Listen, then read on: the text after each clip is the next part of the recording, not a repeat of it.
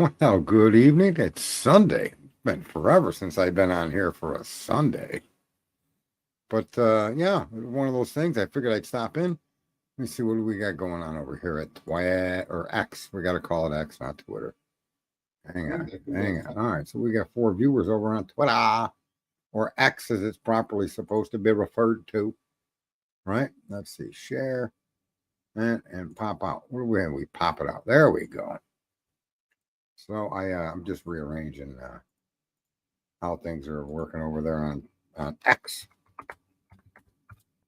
Welcome to all the X viewers. Welcome to the people from YouTube. YouTuber. You, and you.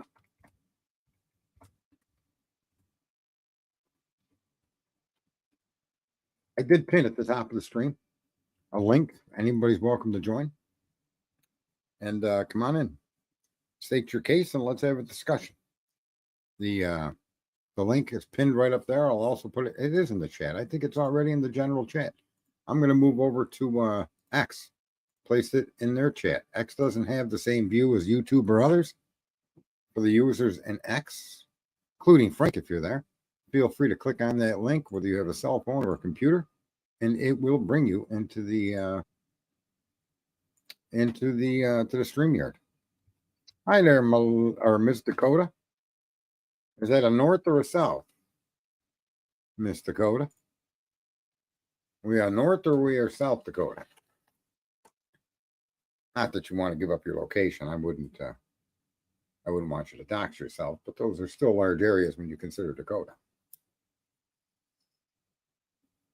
Truth Seeker, good evening. Good evening. Love the avatar. Not sure exactly what I'm seeing, but I do like that there's a flag in it. Good enough for me. Oh, the dude with his hand up. It almost looks like his hand at the top. I see what he's doing with his fingers, but it looks like a giraffe. Or a kangaroo behind him. Crossroads Accounting and Tax, Miss Dakota, Echoes of Clarity. What up? What up? It's Sunday. I know. What the hell am I doing out here on a Sunday? Can you believe old Sarge got stood up at the last minute? Not even with a good explanation of the stand up. Stood up or whatever the hell. It's crazy. We love Bigfoots. Hell yeah. Yeah, because they're fake. The best Bigfoot around is an AI creation that does commercials on the internet. Best Bigfoot I ever seen. Yeah, I was trying to listen to either one of them back and forth, and I don't know how people have such a low threshold for what evidence is. I'm just stunned that they don't have any questions other than the cop said that's his car, and that means it's his car. And there's no need for them, none, to question that ever again. It's just, I don't know. It's not that they're brainless. It's that they're just lazy and for whatever reason, so comfortable with ignorance that it's become their way of life. It's rather shocking.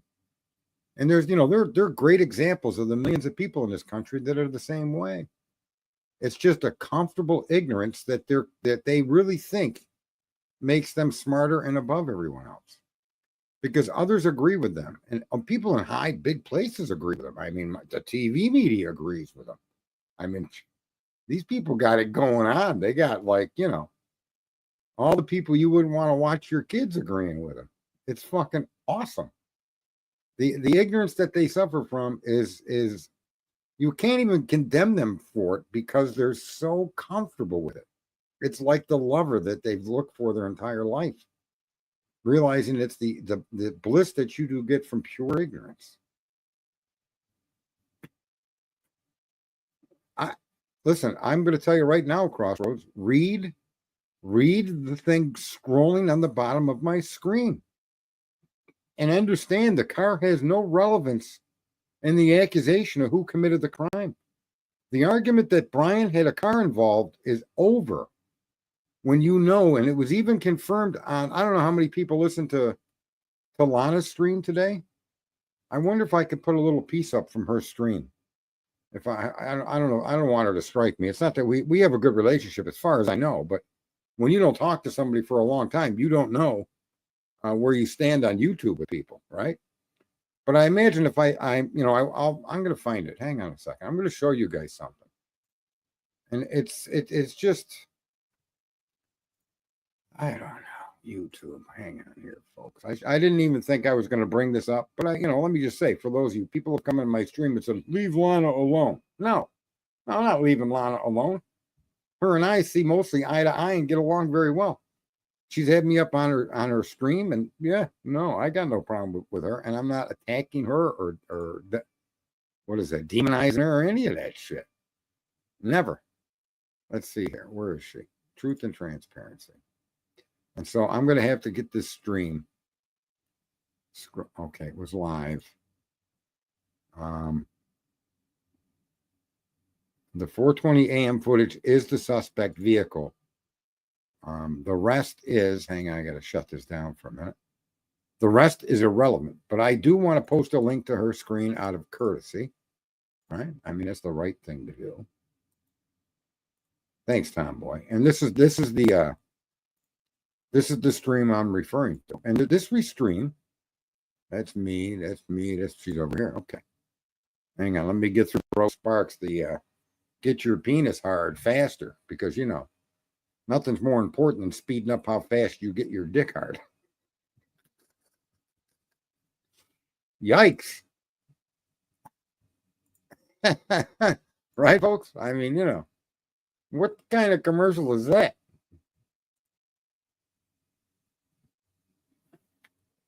Yeah, I said ever since February 2023 that the entire probable cause affidavit is exculpatory to the defendant, that none of it, not a single issue of it, not even remotely places Brian at that house.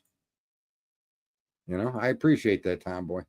But I wanted to see if I can't, let me present this for just a few seconds. Bear with me, Delby. I'm going to present something from banana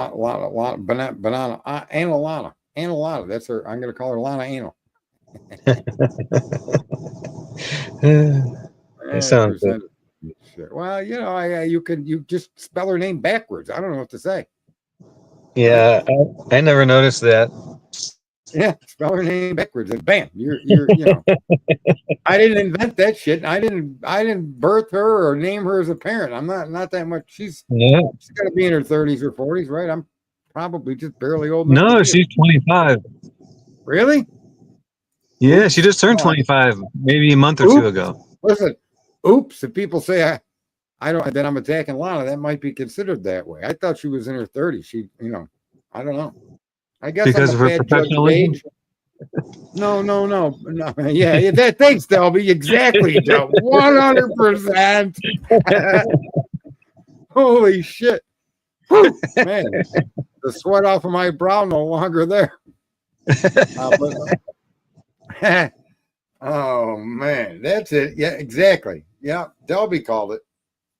Whew, man. It was like fucking jumping from a plane and not realizing where the ripcord was at the moment there. Thanks, Delby. You reached over and yanked it for me. I appreciate that. I will now glide softly back into my stream. Let me just play this for a second. Make sure this is what I wanted to point out, but I think it is.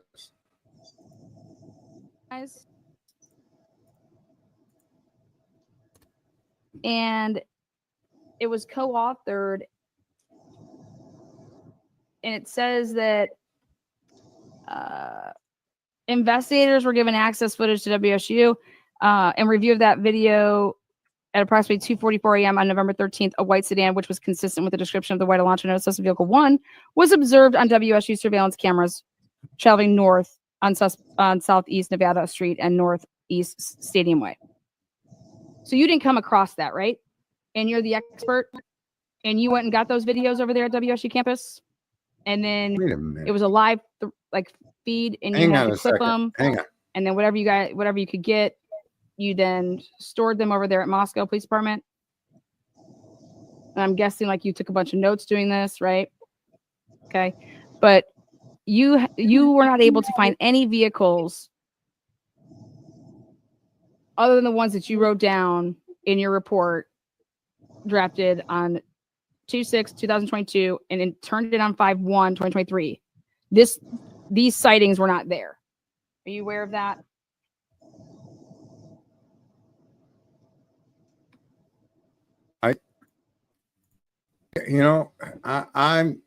I wrote down the time to which that I wanted to refer to, but for whatever reason, I wrote down 49 minutes, which it was. It's not showing up at 49 minutes on her stream.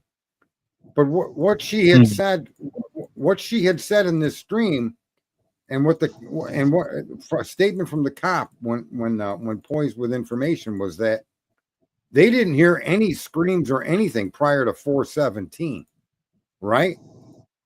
And that they heard the thud and the thump, or the thump and the whimper. In other words, she's trying to pretend she's the lawyer questioning him, and I'm trying to ignore that particular aspect of her stream. But the data that's been given out in her stream here shows that nobody's got anything, or at least this guy has nothing about anything prior to 4:17 a.m., cars or anything, and what he did, the aspect of the case he covered. So it's just another indication that when I say everything is documented to start at 4:17, there's not just me saying that. It's not just the text messages. It's not just recalling that, but it's actually testimony within the system that there was nothing that they observed prior to 4:17, and that is tantamount to exculpatory to Brian in ways that isn't even imaginable. It completely erased the car, right? Yeah. And this is why I don't understand these other streamers. How is it that information is just not considered valid? Or how do you take evidence that isn't evidence and call it evidence? I'm not so sure how you can be that ignorant, right? I mean, you can accuse me all day long, and I might even own a white vehicle, but you need to show me in that vehicle as the one you're pointing to at the times you're referring to it. Unequivocally show that. Fair enough? Yeah, I've been referring to a lot of it as pseudo evidence. I guess that's a good term, but it's a theory. It's nothing more than a theory. The state is telling people that this is Brian Kohlberger, but even when they see the initial vehicle, there's no image to show Brian Kohlberger or his car in a way that's unequivocally Brian. No. Right? So I haven't seen anything that shows that Brian should even be under consideration. And there is this point that needs to be made, and Lana did do that in the stream, but you start tracking a car from Indian Hills Drive, but you have no data to show how it got there. And if this guy was driving around the murder house, then why isn't there more information showing how, or the exact information to show how he got to Indian Hills? You can't have it both ways, because to argue that car didn't back out of someone's driveway and is unrelated to the crime and made that trip is the simple explanation for that car. You pick him up at weird times. You locate him prior to the crime, and you claim to locate him after the crime. But the time between all of that, there's nothing except these ghost videos. And I just don't understand how people can easily accept the government's determination when the government itself isn't showing you one single unique identifier that is in fact what they claim. And I mean, when you play fucking cards, the guy says I got 4 aces and puts them face down. Do you just take that? I'd rather see him. Well, what if his name is fucking Hitler? What if his name is Bill Thompson? Is it good enough to sit in a poker game, a high stakes game? Don't get yourself into that situation. No, I'm just trying to make it as simple as I can, so that if these two ignorant people listen to this stream, maybe something will click. But goddamn, you need to identify that car uniquely as being Brian's and only Brian's because of this, or that. I don't want to hear your fucking opinion of whose car that is. I mean, there's nothing even close. I seen President Trump drive by my house in a Tesla today, 2:00. I mean, that's as good as the story they're telling in that PCA. It is, yeah. Well, it would make more sense to speculate, because they're speculating that it is Brian, but it would make more sense to think that it might be the landlord driving around because something's going on, or maybe they got a call, or something. And Can I tell you how you would get those people to pay attention to this case more closely? I yeah, guarantee that this is more accurate than anything I've ever said. Brian Kohlberger's an illegal immigrant. And there'd be people surrounding that fucking courthouse, okay? On the ignorance and bliss side. yeah. They'd be all over that.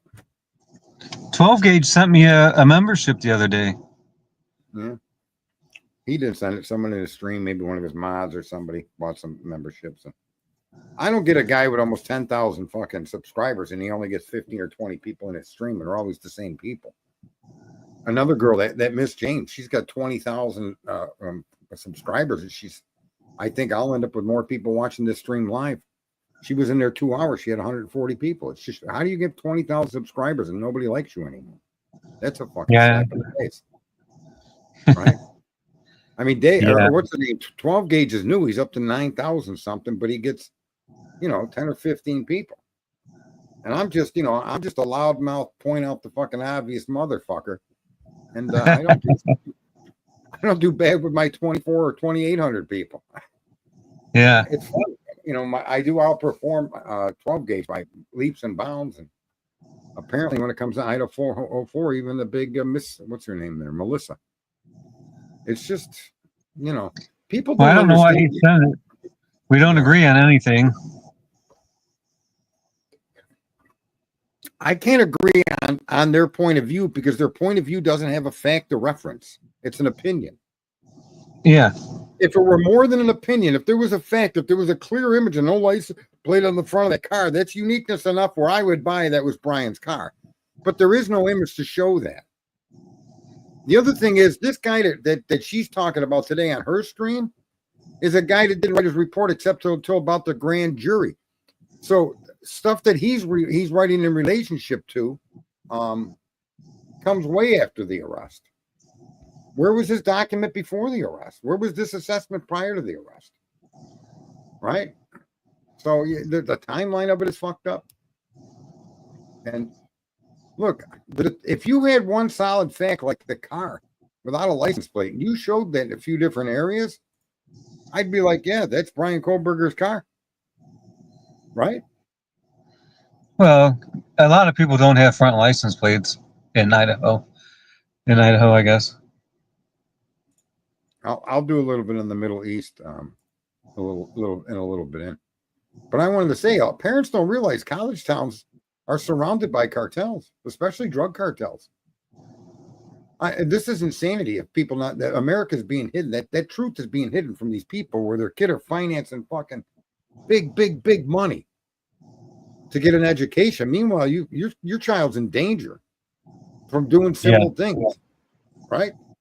That's right.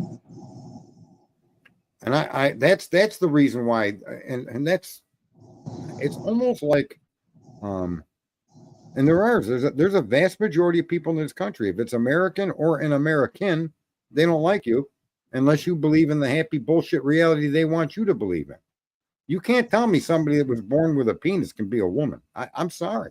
I'm not saying you can't get some surgery and be that, but you're still a man. Your musculatory, everything about you is still a man. And that's fine. In other words, I'm okay with people doing that. I even encourage it. If that's something you want to do when you're 18 years old, go for it, man. I don't mind. Got nothing to do with me, right? You want to be a fucking bird, go get a beak sewn onto your face. I don't have any objection to that. I literally don't. I mean, this is America. I mean, that's one of the promises of America, right? You could be all that you can be whatever you want to be. You get to live your own life, worship what you want or not want. Even Satan. I don't object to people worshiping Satan. I don't do it. I don't see any value in it. But go for it, man. That's your thing, right? That's what they want to do. I mean, that's why this is America. That's the whole reason we're here. It was to get away from this government nonsense and tell us what we can and can't do. And this applies no more significance of its application is than when the government is accusing a citizen of a crime. That's when the citizens need to really pay attention. Is the government meeting the burden of proof? Yeah, the jury is our last chance in this country. That's why they say take it to the box. I'm going to take it to the box, the jury box. Well, And when you contaminate that, which they're doing right now, I mean, if they seat a jury, I'll be surprised. But if they do seat a jury, I mean, that would really be violating, you know, all our rights really would be at risk after that. The jury's yeah, supposed to be your last hope. I right. mean, Mean Mama, I agree with that. That's what I said. I said, you're still going to be a man or a woman, and you're 18 or above. You want to make the change and present as a different gender. You want to become a man or you want to become a woman. I'm not objectionable to that at all. Like I'm saying, it's like you want to learn how to fly an airplane. I have no opinion on that either. You want to worship Christ or Buddha or none of my motherfucking business. Okay. So long as your activity doesn't infringe upon my freedoms, then I say you do whatever the fuck you want to do. Right. And I literally live by that motto. I mean that. you know, but underneath it all, their X and Y chromosomes are still the same. No, I understand that, but that doesn't mean somebody. I know right? you understand it, but I think a lot of people don't get it. That when you're saying they're still what they were born as, born a male, you're still a male. Yeah, biologically. But if you want to present as something different or be something different, be whatever you want. I'll go along with it as much as I can. The Supreme Court did the right thing, and they will not allow that to be done to kids under 18 years of age. A parent can't make that decision for the child. No, and you can't give castration drugs to a young boy. That's what they are. I mean, that's the other thing too. They're going to call ivermectin horse dewormer, which in fact it is used for that, but it's used all over the globe as a preventive from malaria. It's like it's the most taken drug in the history of the world by human beings, and they're going to call that horse dewormer. But then you're going to give drugs. You're going to call them gender assignment drugs, and they're castration drugs. Literally, that's what they're used for, and that's it, mainly, right? Maybe in some form for some other disease I'm unaware of, but typically they're castration drugs. I mean, what the fuck, man? How about labeling shit so it fits your view of the world? I'm not going to go any deeper into that on the the political points, but when it comes to true crime, you need to see the evidence, and there's no way they're tracking Kohlberger's car. They admit it. A car similar to. They know they don't have Kohlberger's car. But the best question is, and everybody's asked it for years, how the fuck did it get to Indian Hills Drive to begin with? Do you know, Delby? I mean, they say it left Indian Hill Drive. They picked it up driving towards the house. Well, how the fuck did it get to Indian Hill Drive? Oh, right. Probably pulled out of somebody's house parking lot. Can I just say something, though? Here's the best part about that question is he had to come from WSU. And so there has to be images somewhere, somehow, to show him going in the direction of the Indian Hills fucking neighborhood. Somewhere. Because you can't have it one way. And that's what I mean by blissful ignorance. So many of these streamers and so many of these people that watch true crime don't want to question anything. Well, why do they need to know how it got there? Well, because you need to establish that that's Brian and only Brian, and it can be no other car but him. You need to show that. Just show me a car comes out of Indian Hill Drive. How the fuck did it get there? Did they canvass the neighborhood? Did they look at the DMV registrations to find out if any similar like vehicles were part of that neighborhood, owned by people in that neighborhood? Right? I mean, they did have one, but they tried to cover it up. The landlord has a 2013 white Hyundai Elantra. Did he live on Indian Hills Drive? Someone associated with, I believe, did live in that area. It might have been. All I'm trying to say is, though, Delby, is there needed to be an investigation to see if an Elantra or a like vehicle existed in that neighborhood during the time of that crime, because you have to eliminate all possibilities to make your argument that can be Kohlberger and only Kohlberger. Do you follow me? I do, and that's what I'm saying. That's why I would say that the people that own the place and the people who hand selected those residents to live there, I would say, since they have a car like the one that was identified by the FBI agent, I would be more inclined to think it was them than Kohlberger. If it was let if me it just was say, if there's an Elantra between 11 and 16 that's white or silver in that neighborhood, then that car has to be considered as the vehicle that moved that night. And the owner of that car needs to be questioned. exactly. Yeah. I mean, as part of the process of investigation, was that done? Doesn't look like it. No, they said the car. They did anything. Right. They said that car wasn't related to the property, which is not true. I know there's a problem with the camera being black and white. Silver looks white. The pumpkins on the railing look grayish white. I get that. Every car in the parking lot, every car that you can see in view of the camera is either black or white, which is not indicative of what color it really is. It could be a dark green, a dark blue. It could be black. It could be silver. It could be gray. So no, we get that. But again, it's kind of shocking that people that surround themselves with ignorance. And the ignorance is from not asking questions and asking for and looking or demanding an answer to the question, because it's highly relevant. If this was your ass on the line and they're going to put you in front of a firing squad, all the questions you see people you call, I don't know what the fuck they refer to people that question, but I'm not promoting the guy's innocence. I'm trying to say, show me something that breaks the threshold of reasonable doubt. And I can't reasonably accept the car you can't agree 100. You can't identify with 100% certainty, right? No, I haven't seen anything that indicates that he should be investigated or he should be a suspect. No, I've seen a couple of things that were valid. I mean, valid questions that you would then vet out and move on. Right. Okay. When the FBI gave you his name, if none of the data that you're using to claim is him, if none of that data is verifiable through a simple fact, just one fact is all you need, then you have to exclude him or keep looking until you can find that piece of data. And Brett Payne said he got the name from the FBI. He didn't know anything about the DNA on a knife sheath. Mm-hmm. So he took the name, and that's the name they ran with. And they focused to the exclusion of all else on Brian Kohlberger. And this is what these blissfully ignorant people don't understand. That's just a fucked up way to do your job if you're an investigator. And 12 Gauge is going to school for this stuff, apparently. You can only imagine what kind of fucking half-ass thinking they're giving him. I can't even imagine what the schools are telling people. And they're not telling you, they're telling you how to think. But apparently, if it's written in a newspaper or spoken on the media or said by a police official or a prosecutor, then it's true. Yeah. Yeah, whatever Nancy Grace says. Yeah, come on. Here's a kid that's got a stellar history in his life, overachieving, overcoming obstacles, right? Yeah. Why don't we know where Dylan was on 11/12? We do know.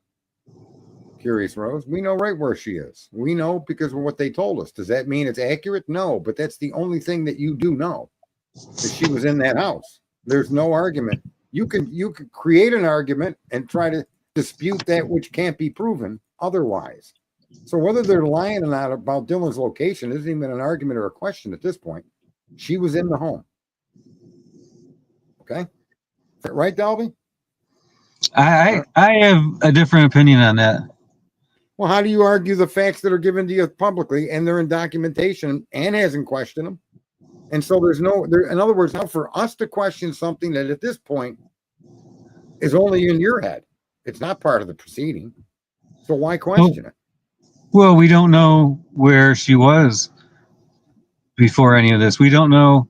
We don't know where she was really any time on the 12th to the 13th. I mean, it's just like Curious Rose is saying here. Okay. We don't know. We don't know where she was. You know what the best thing is when you have like a hater that wants attention, you just ignore them because you know they're they're a keyboard cuckold, and there's just no sense of paying attention to them. Why do you have a hater in there? I'm not gonna point to anything specific now. I know, not specifically, but the past or present, I'm not gonna make any comment whatsoever. Listen, it's fair to say you don't think Dylan Morrison was there, but unless there's evidence. No, I don't know if she was there or not. That's going to be entered into the record. The evidence in the record as it stands is she was in that home. Fair enough? I know, because the supposed evidence I'm disputing the supposed evidence. And I don't know if she was there or No, not. you're not disputing it. You're not disputing it. You're imposing your view of it. And complete No, I don't think contradiction so. to it. Sure, yes, you are. She wasn't in that house is a complete contradiction to the data that we have. I didn't say she wasn't in the house. I'm saying I don't know if she was or not.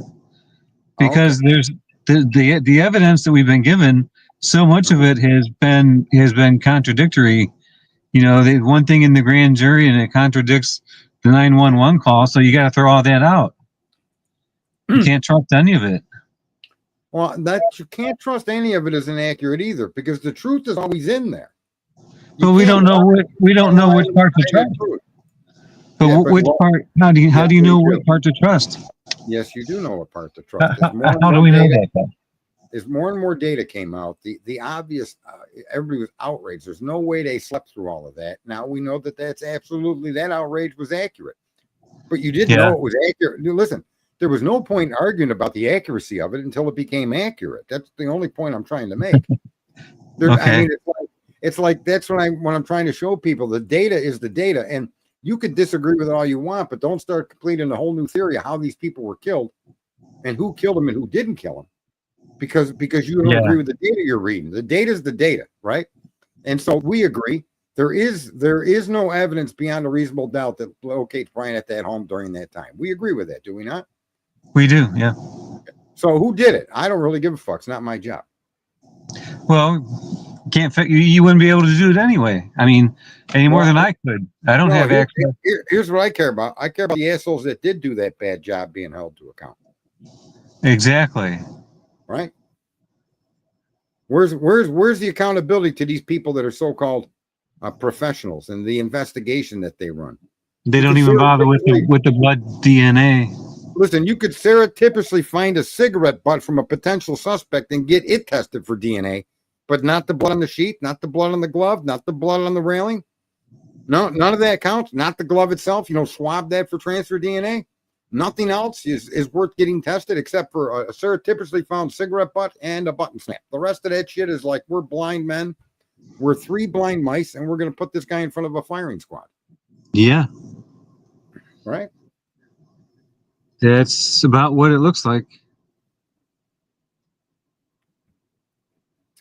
Yeah, I see a lot of it. You're right. There's a lot of questions, folks, we don't have answers to.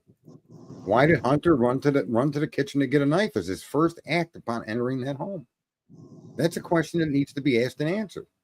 The idea that they called for a passed out person is a complete farce. Right? Jesse, you're welcome to jump up in here. Don't give me that bullshit. You're tired, you're old, you're overweight. That's obvious. Or whatever it might be. Actually, the dude's real muscly. He's like fucking, I think he's gym rat when he's not on the internet. But what do I know? It's not stupid. It's willful ignorance that these people are displaying. They have this like, they've been trained not to question what they're told.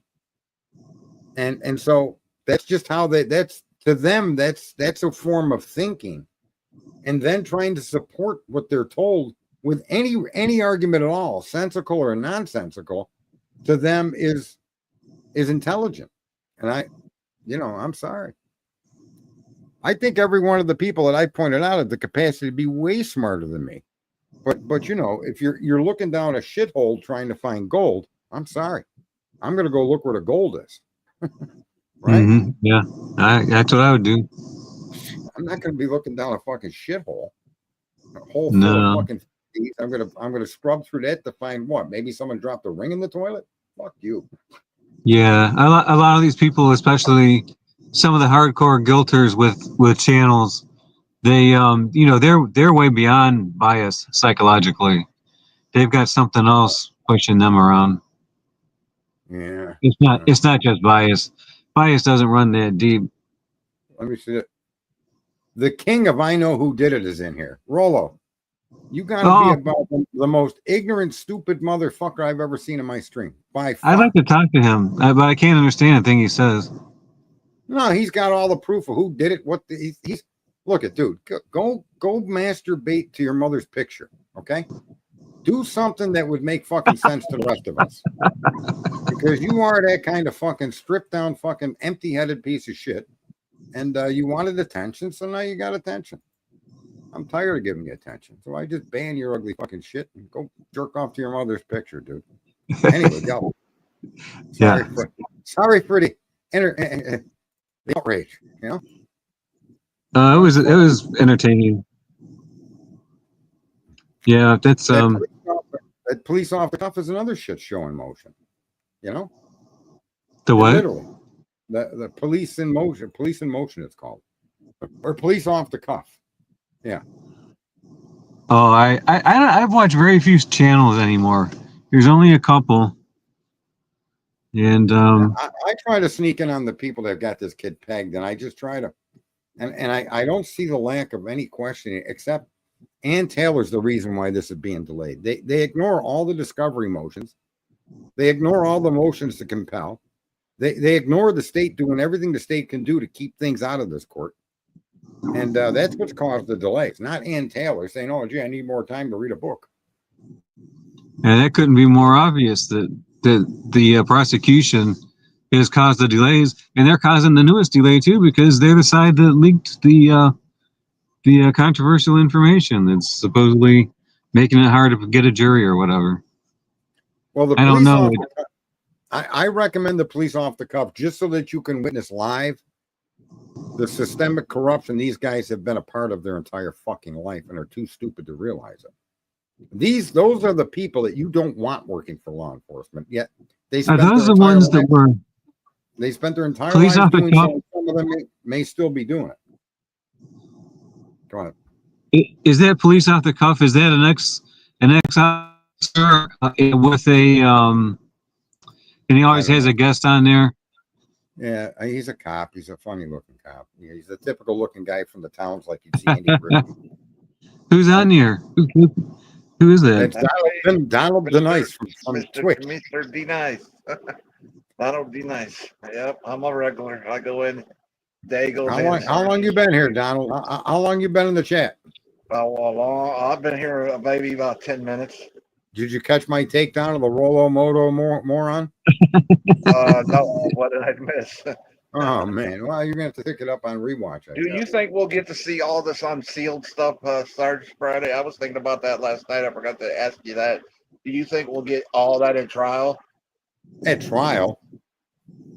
At trial. I mean, he's at trial, but not prior. And people, right? You know, I've seen someone make their well. Ann asked for the case to be sealed. Well, of course she did. Of course she did. You don't want all this bullshit coming out into the public. And I've never seen any more sealed stuff in my life in a case. This has the most sealed stuff I've ever seen. I agree with you, but in this case, particularly, anytime something that's sealed's been leaked, it's all been framed in a way to kill this kid, put him in front of the firing squad. There's never been anything released that shows. Is what you're saying is agenda. Yeah, there's a narrative that they've been preaching. And look, I don't know, man. If you just blatantly accept the information being given to you by the officials, then everything. You know, listen, I'm rather upset about it. This is what happens when they were going after Trump with the Russia, which was a complete lie. Same thing. And all of these leaks would come out. Oh, I've seen intelligence information, and none of it was real. It was all a lie. Mm-hmm. I just think the leaks are just to hype it up more, and it convinced tens of millions of Americans that he was a Russian spy or a Russian asset, because the context to which they told them how to view Donald Trump was this way. And these people, because they're mindless and they don't ask questions, they don't search for themselves, and they just numbly move forward with this blissful level of ignorance, thinking they're superior to people like you and me, who actually make the world go round. We actually do something that affects the world's momentum. Because without people like us that think, you wouldn't have fucking airplanes, you wouldn't have fucking roads, you wouldn't have toilets that wouldn't have anything. They'd be a dead world. You'd both be fighting for the same fucking green bean, motherfucker. You'd be chewing on the same green bean stem because you wouldn't know how to grow food. These people, they're seriously ill, man. They all think differently. They're not even thinking though, and a lot of us on this side really need some figures on how to think, right? I mean. We've been taught not to think, me included. We've been taught to take what we're told and run with it and make it make sense and believe it and act like it's the truth. And I'm Logic. sorry. But another word for that is logic, right? Common sense logic. Yeah, they're leaking information. Looks bad for the no. Here's the funny thing: none of the information. There's I two don't think it's particular coming points. from the defense. No, I think every interaction Brian Koberger had with a woman was perfectly fucking normal. Every one, and they turned them all into showing you he's a creepy scumbag that don't like women. When not a single one of those interactions, if read for what they actually say, show anything more than a normal interaction between a man and a woman. Period. But they turned that exculpatory evidence now to show that he's a criminal scumbag. He's an incel. He hates women. What the fuck did he do? He told the Asian girl he wasn't interested and walked off? There's got to be more to it. There's got to be more to that. No. This is and the woman that came on TV and said we traded text messages at the pool. He was there alone. I approached him. We started talking. We traded numbers. He texted me a few days later, and I never got back to him. I don't know why. There wasn't any reason why. I just didn't. I got busy with life. That happens. Right? That's normal. That And then listen, everybody accepts that her not getting back to him is normal, but the fact that he never tried to contact her again is even more fucking normal. Because he ain't lying. You know what I mean? She's lying. Maybe she did not. Most guys won't go follow back unless the female follows back to them. That's usually how that works nowadays. But I guess with I want to make a point. Just listen. His interaction was perfectly fucking normal for a healthy male female interaction. You couldn't get more perfect.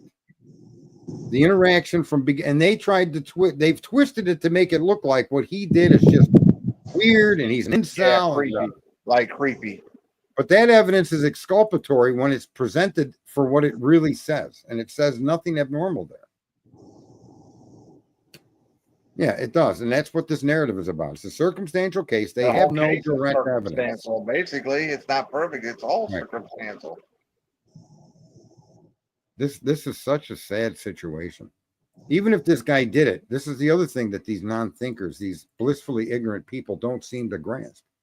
They think that this is in the bag, and they just have no fucking clue. So. This kid could have done it, and there's a chance that at a jury trial, just like with Karen Reed, that if you make sense out of even one simple piece of evidence, like a fucking taillight, you lose, and this killer can go free. So it isn't even so much. That's what I'm saying. I don't expect innocent. I don't judge innocent or guilt. I pay attention to the case. That's what matters. Nothing else does. All evidence, all facts. Right. And the fact of who did it or who didn't do it, none of my fucking business. It's not my job. But what I can say, though, is they fucked this up what appears to be in a way that's so bad that they should be held to account. They should be terminated. If they can't prosecute this kid, if they can't prosecute him, then they need to be themselves removed from fucking office. Right? The policemen need to be fucking. I agree there. Right? I wouldn't make them fucking security guards at a petting zoo. These fucking twits. It was too big. It was too big of a case. Too big of a case for him. Delby, I aimed that one at you trying to get a reaction. Yeah. They if the prosecution and law enforcement in Moscow, if they think this is the guy, if they think he's the person who did it, then they're doing the worst possible job of showing that. I mean, if they actually believe that he did it, because it doesn't really look like that. It looks more like they're just trying to blame somebody so they can, I don't know, go home and go to sleep or something. Doing. Here's the essence of the case that these blissfully ignorant people have accepted. They were able to track some guy by a cell tower and a car similar to his in that area that night, but never at the house itself. And therefore, he's the killer. You see, right. Whatever car they tracked, whatever they tell you, they're going to tell you it's him, but there's no way to verify it's him. They're going to show you phone pings that happened 2 hours before the crime or an hour and a half before the crime and a half hour after the crime. Right? That's when they're going to show locations that there can be positive about. But because they can't find him between those 2 times, he must be the killer. That's the fucked up case they're going to have and put in front of the court. There's no other case that they can present. And then they're going to argue, well, the DNA means something. But transfer DNA means little if you can't place the suspect at the home. especially when you have all the other sources of DNA unidentified and uninvestigated. That 100% is an instant reversal in an appellate court. All the time. You mean on appeal? On an appellate court when you appeal it, yes. I thought they weren't using the transfer DNA. They're not using the IgG. Then they're fucked. There's nothing in the evidence aside from that places, but Brian's name can even be mentioned near that house. They're not going to present the fight for the IgG, but they're going to call the FBI handing over the name a tip. The FBI gave them the name, okay? But that still doesn't close the circle on direct evidence. No. I mean, calling it a tip is a lot different from calling it transfer DNA. Or touch DNA. Yeah, it's not an investigation into a source of DNA that they had to go find. They didn't find a piece of DNA on that sheet that they had to go discover for all those fucking backbends. But I don't know what evidence they're going to have to put in court, or I'm sure they're going to be able to mention that there was transfer DNA or his DNA was on the knife sheet. They're going to be able to say that, but they're not going to be able to involve the FBI's work on it, which I think is an automatic appeal. Yeah. But maybe not. Maybe there's some precedent, but I don't see where you can take a physical piece of evidence. I think they ruled out you can't say transfer. I think he took that out. I think they're only going to be able to say DNA. No, he did not rule that. He ruled that it's up to them to do whatever they are more comfortable with. Okay. Yeah. So, because they were trying to get them to force them to say transfer DNA. That's what Ann was arguing for. But then he said, Ann, your own expert didn't use the word transfer. So what do he called it touch DNA. And it shouldn't be called touch DNA because unless you understand the full complications of what touch really means, it means someone else could have touched it and your DNA could be left behind. So she's going to have to educate the jury exactly what transfer DNA is. Let's see. I have no idea how they are getting to explain that they got Koberger's name without the IgG.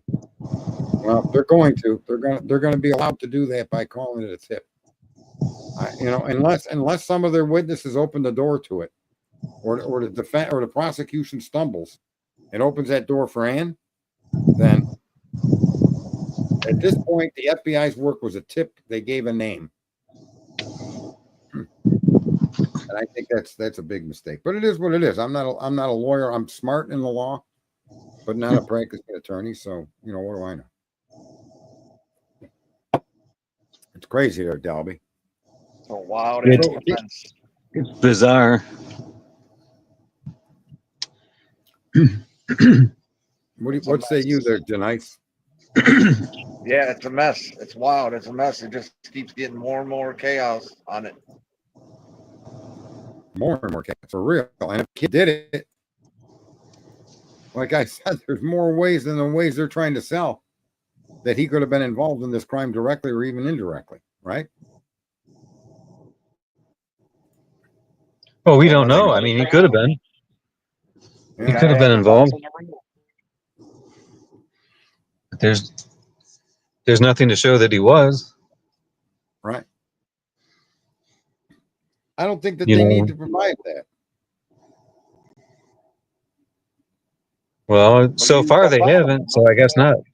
They'll trace it back to DNA through what's it called, familia from his father. Yeah, however they do it, they're going to do it. And that's the only piece of data that they're going to use that actually can be considered direct evidence. But like I made many, many arguments, my gun at a crime scene is not direct evidence until you can connect me to the crime scene. If you can't connect me, it's just another gun at a crime scene. Okay? Even if my name is registered with my fucking fingerprints are on there. If I can establish I was in Las Vegas and there's cameras of me coming out of a shitter at 12 a.m. and the crime happened at 1 a.m. and I'm 1,000 miles away or whatever, and then it's your case is no, someone stole my gun. Yeah, that's a dead case. That's a dead case. Correct. So that's what I mean about direct evidence. That's why there's this big fucking exercise to build a circumstantial case and destroy the guy. Because they don't have direct evidence placing them at the home. DNA a lot can't of give you a cases. time. There's a lot of cases in America that's like just based on circumstantial, though. A lot. Well, but sometimes the circumstances add up to a, someone saw a white truck and a guy with a beard flee to 7-Eleven, right? That's Yeah. circumstantial evidence. There's a camera that shows a white truck fleeing the scene. What happens when the person almost has similar traits and similar looking dude and build? That can happen a lot too, where the person looks That can, but what I'm saying is you can arrest people on circumstantial evidence, even hearsay evidence. But if you can't make that direct connection, just some white guy with a beard and a white truck isn't enough unless you can put all that together with one person. Yeah, you gotta make it fit to connect. You're blowing in you're some kind of crazy noise, Delby. Oh, I am. Yeah, man, it's like you got the wind blowing. Oh, What are you doing? oh, I put my shoe on. You're putting on your Sounds shoe. like you're outside. Sounds like you're outside. You hung your car. You hung your phone out the car window. I am outside. I don't know. Purchasing a knife doesn't mean you killed someone. Yeah. I hope not. I thought Payne said he got the name from the FBI and he didn't know anything about DNA at that point. That's what I understand, Yvonne. And I could be wrong, but I'm almost positive that's what he said on the witness stand. Yeah, it's nice and hot and muggy here, man. My air conditioner is doing a great job. Yeah, I no got complaints with that, man. I got one in the kitchen and one right beside me. I like the newer ones where you could put them on dehumidify. And when it's hot and muggy like this, man, your air gets nice and dry and cool. Yeah, it regulates it. Mm-hmm. Yeah, it's very nice. Yeah, I like to see him just close the fucking holes in all of their argument that he was there. Forget the DNA. Now show that DNA can only have been placed at the alleged times you say this Those crime two happened. people that you got in your title, did they come on tonight? No, they won't come on. I had that one goofball in here, that guy Rolo. I told him to go masturbate to his mom's pictures, and I suspect that's why he hasn't tried to come back in. And Melissa Jade ain't come on? No, why would she? Why would she? You know, and listen, I think I'm being very equitable about this stream and confronting how people are blissfully ignorant. It's just shocking. And there's so much we don't know. And there's so much unknown too. Yeah, you're going easy on them for sure. Yeah, I mean, I'm being as fair as possible. I just would like to know how it is that a car they saw at 2:47 has anything remotely to do with a car they may have seen at 4 a.m. It's headlights on the trees. Headlights on a tree. Yep. Yeah, There you it's go. the headlights on the trees. Don't forget that. Can you imagine? I mean, Rolo is innocent. Rolo the clown. Guilty as charged. innocent. He's relegated to the photos of his mother for masturbatory reasons only. You spelled Lucy wrong. It's Luci. It's not. It's Biff. Biff. Yeah. Don't you come in here contradicting me, Biff. I give you a bap on the ass, Biff. There you go with that wind. What the hell are you doing out there? I'm not doing anything. I'm taking some notes. Man, Is that what you hear? Strong too. No, there's wind blowing into the phone. Is this what you hear? Yeah, Yeah, that's my notebook. Sorry. your notebook. Yeah, Have you ever heard of paper and pen? that's what I have.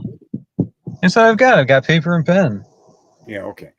What do you think, Delby? Is he innocent or guilty on this charge? Who I'm not going there. is who guilty? No, she doesn't have to prove that it got there some other way. They have to prove that it only could be one way that it got there. and does they not gotta have to make prove. sure that that's on body cam when they first discovered it too. It better be on one of those detectives' body cams to prove that they didn't get it any other way. You two young women are wrong. Anne has no obligation to prove to anybody how the DNA got there. Sorry. No, it's on the state. The state has proof. The defense can sit there Yeah. all they want, silent. Mean mama. You and Paula, you guys are on the wrong page when it comes to innocent till proven guilty. You're not on. That's why looking at the case through that lens is the only way to look at it.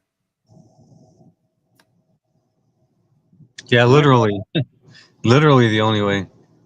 Everybody thinks you live near a fucking windmill or something, bro. Me? I'm off the grid, yeah. I have a windmill. It's just writing some notes. You actually can hear every time I try to put some notes down. What did he say when you asked him that? Why is every car ever viewed on that camera white or black? What did the old Rolo the clown have to say to that? Get your eyes fixed. You need to go to fucking Pearl Vision. What? The whole night was black and white. Everything they have on video or everything surveillance wise, it's all black and white, ain't it? No, not all of it. Depends on how much you want to spend for a camera. Oh, he left the chat. He didn't want to answer you. Uh-oh. Who are you talking about? Twizzlestick is in here. He's looking to rap with some of the MILFs, I think. Oh, okay. Well, sounds like a good idea. Appreciate you letting me come up on the panel, Sarge. Oh, yeah. I invite. Look at even a dipshit Rolo the clown could have came up. The link's been there. I say it every stream recently, all the time. How many times have I asked people? Nobody comes up. So a lot of times. People join. Yeah, I definitely enjoy it. Yeah, I mean, I'm becoming a regular. It helps me think. It helps me sort out the chaos in my head. You know. But I still stand by the on the bottom of the screen. Nothing has ever been shown that contradicts my determination or my conclusion based on available data we all can possess. And we've never been the killing began at 4:17 a.m. We've never been confirmed at the K-Bar nights either. No, they're going to infer that. They're going to try to extrapolate from the wounds and argue that the wounds can only have been made by a K-Bar. But if the wounds aren't obviously made by a large bladed knife, that throws that out. And there's puncture wounds and there's other shit, then you should go into 12 gauges, man. I don't think we'll he'd see let that you up. on camera in the court. I think they'll block that out from when they're screaming. They'll put it off to the side. You won't get to see that. Yeah. Twiz, go up on his panel, but you need to be blissfully ignorant to go along with his narrative, and then you'll have a friend for life because he'll consider you college educated like himself, because that's the key to being college educated. You become blissfully ignorant, and what you're told or what you're told to read is the truth, and that's the end of that. Unbelievable. And we don't have the whole picture yet either. And there's a history of the world being that way. There isn't. I mean, one of the things Einstein did that most of us don't do is he kept on to thinking, and he wouldn't accept Newtonian fucking physics when it came to gravity. Endless. He would always debate himself. Yeah, and he questioned, and that's what a brain is for. It's not to just that's Brian's car. Oh, okay, and you see it where, when? Oh yeah, that makes sense. I mean, it's talk about ignorance. Jesus Christ, it's just. and the fact that they're unaware of it and blissful about it is obvious. I mean, whoever understood that and made that statement, ignorance is bliss, just didn't know the magnitude of that statement. And they think they can get with a case that weak. I said that to a person once. Ignorance is bliss. He corrected me and said, "Ignorance is dangerous." Oh, it's the biggest threat facing mankind, literally. Yep. Because there's too many influential people, and there's too many criminal billionaires that with non-logical stuff or not common sense stuff, and they think they get brainwashed. Especially a lot of females get brainwashed.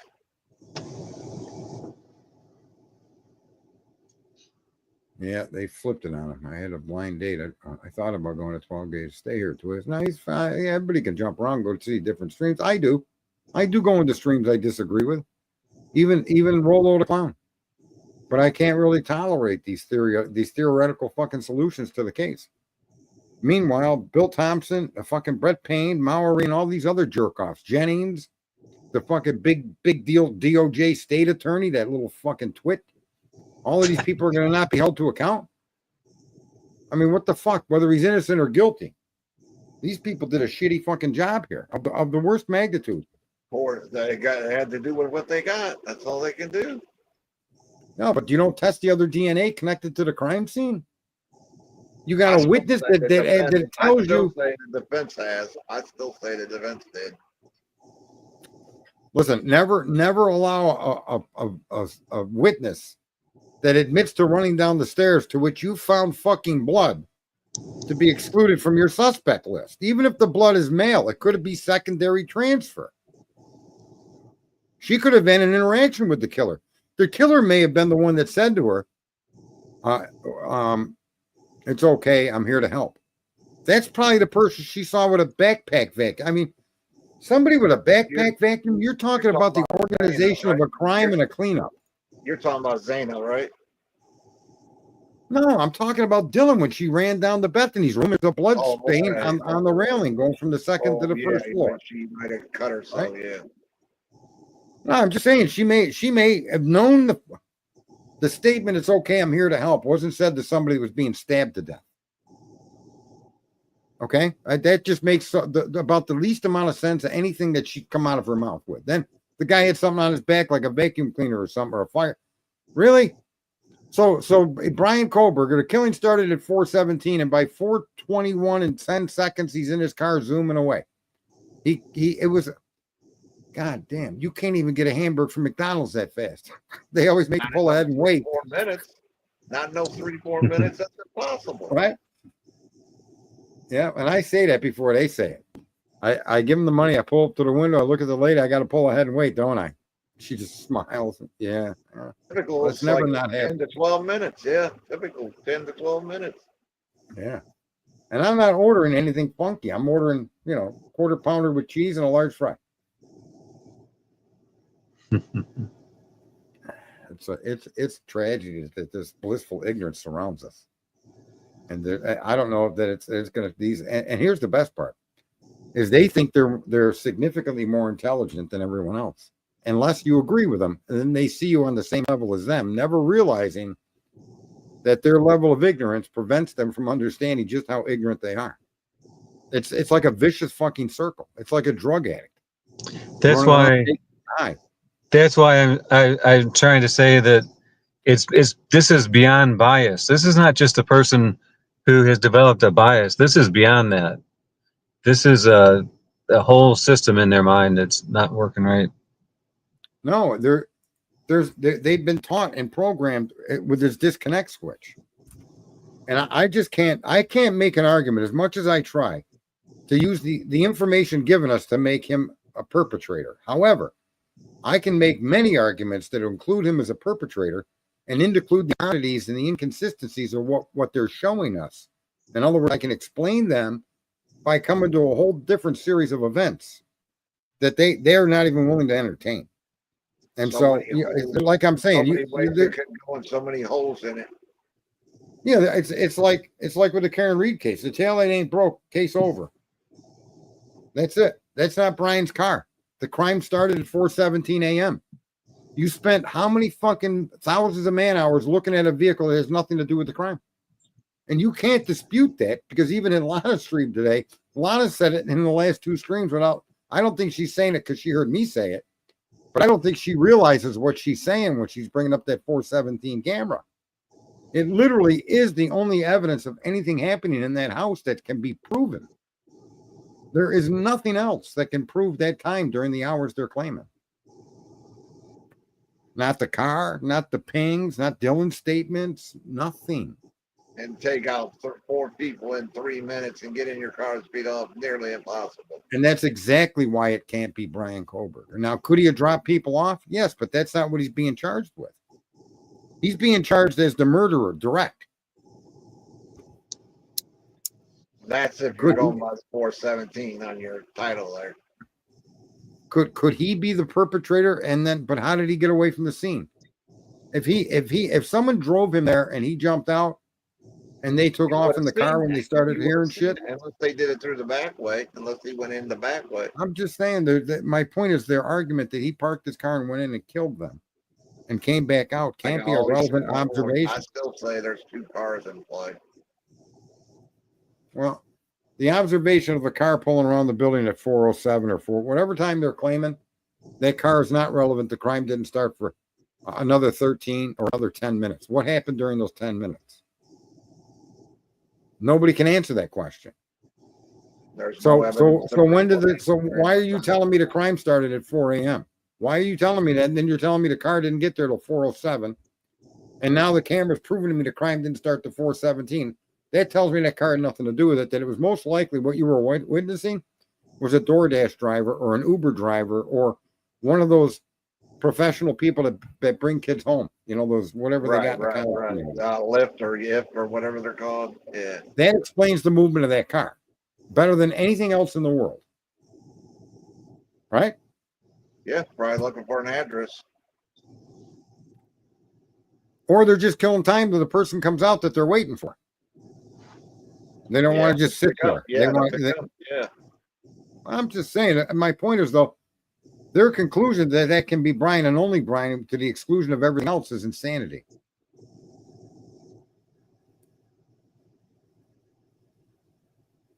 I have no bias. I want to see all the unsealed stuff. What knife? What knife are you talking about? You think that knife is damning? Isn't damn? What knife, Paula? You need to explain exactly what knife are you referring to. There's no murder weapon entered into evidence here. Not at all. To the point where they just had a big manhunt for the murder weapon. This weekend, Paula.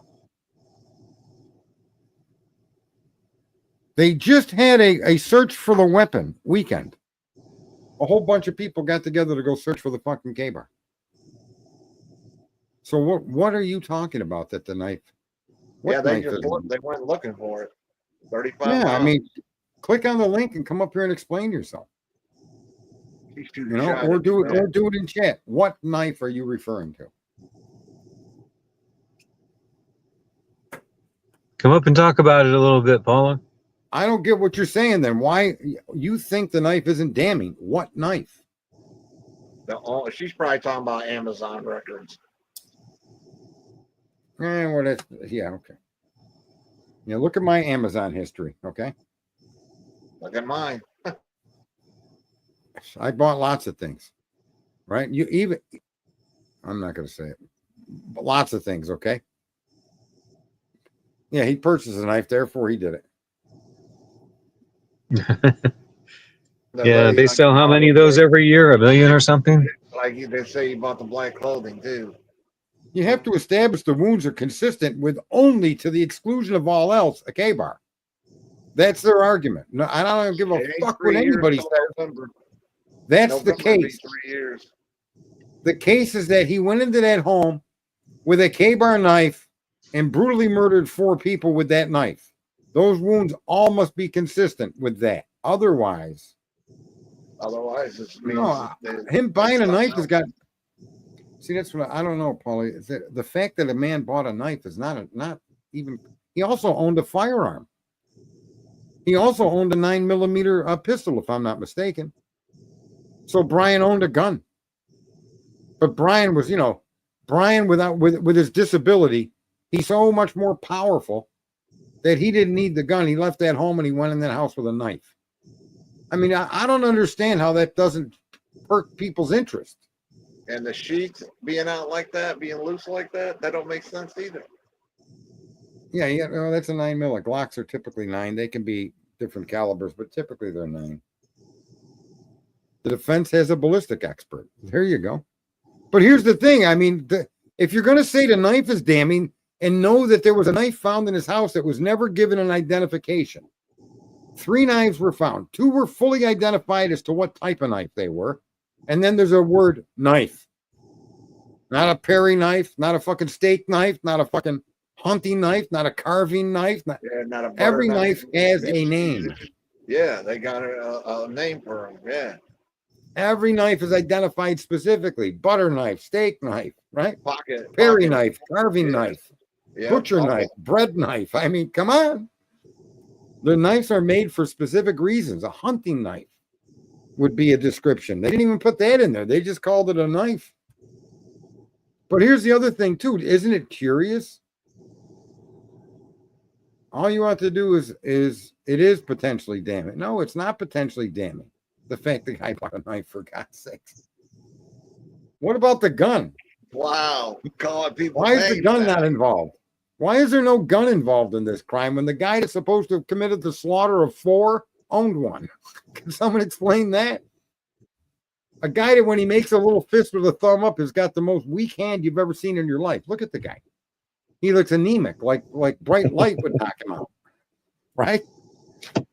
That's the guy that slaughtered 4 people single-handedly with a knife, yet he owned a gun and he left that in Pennsylvania.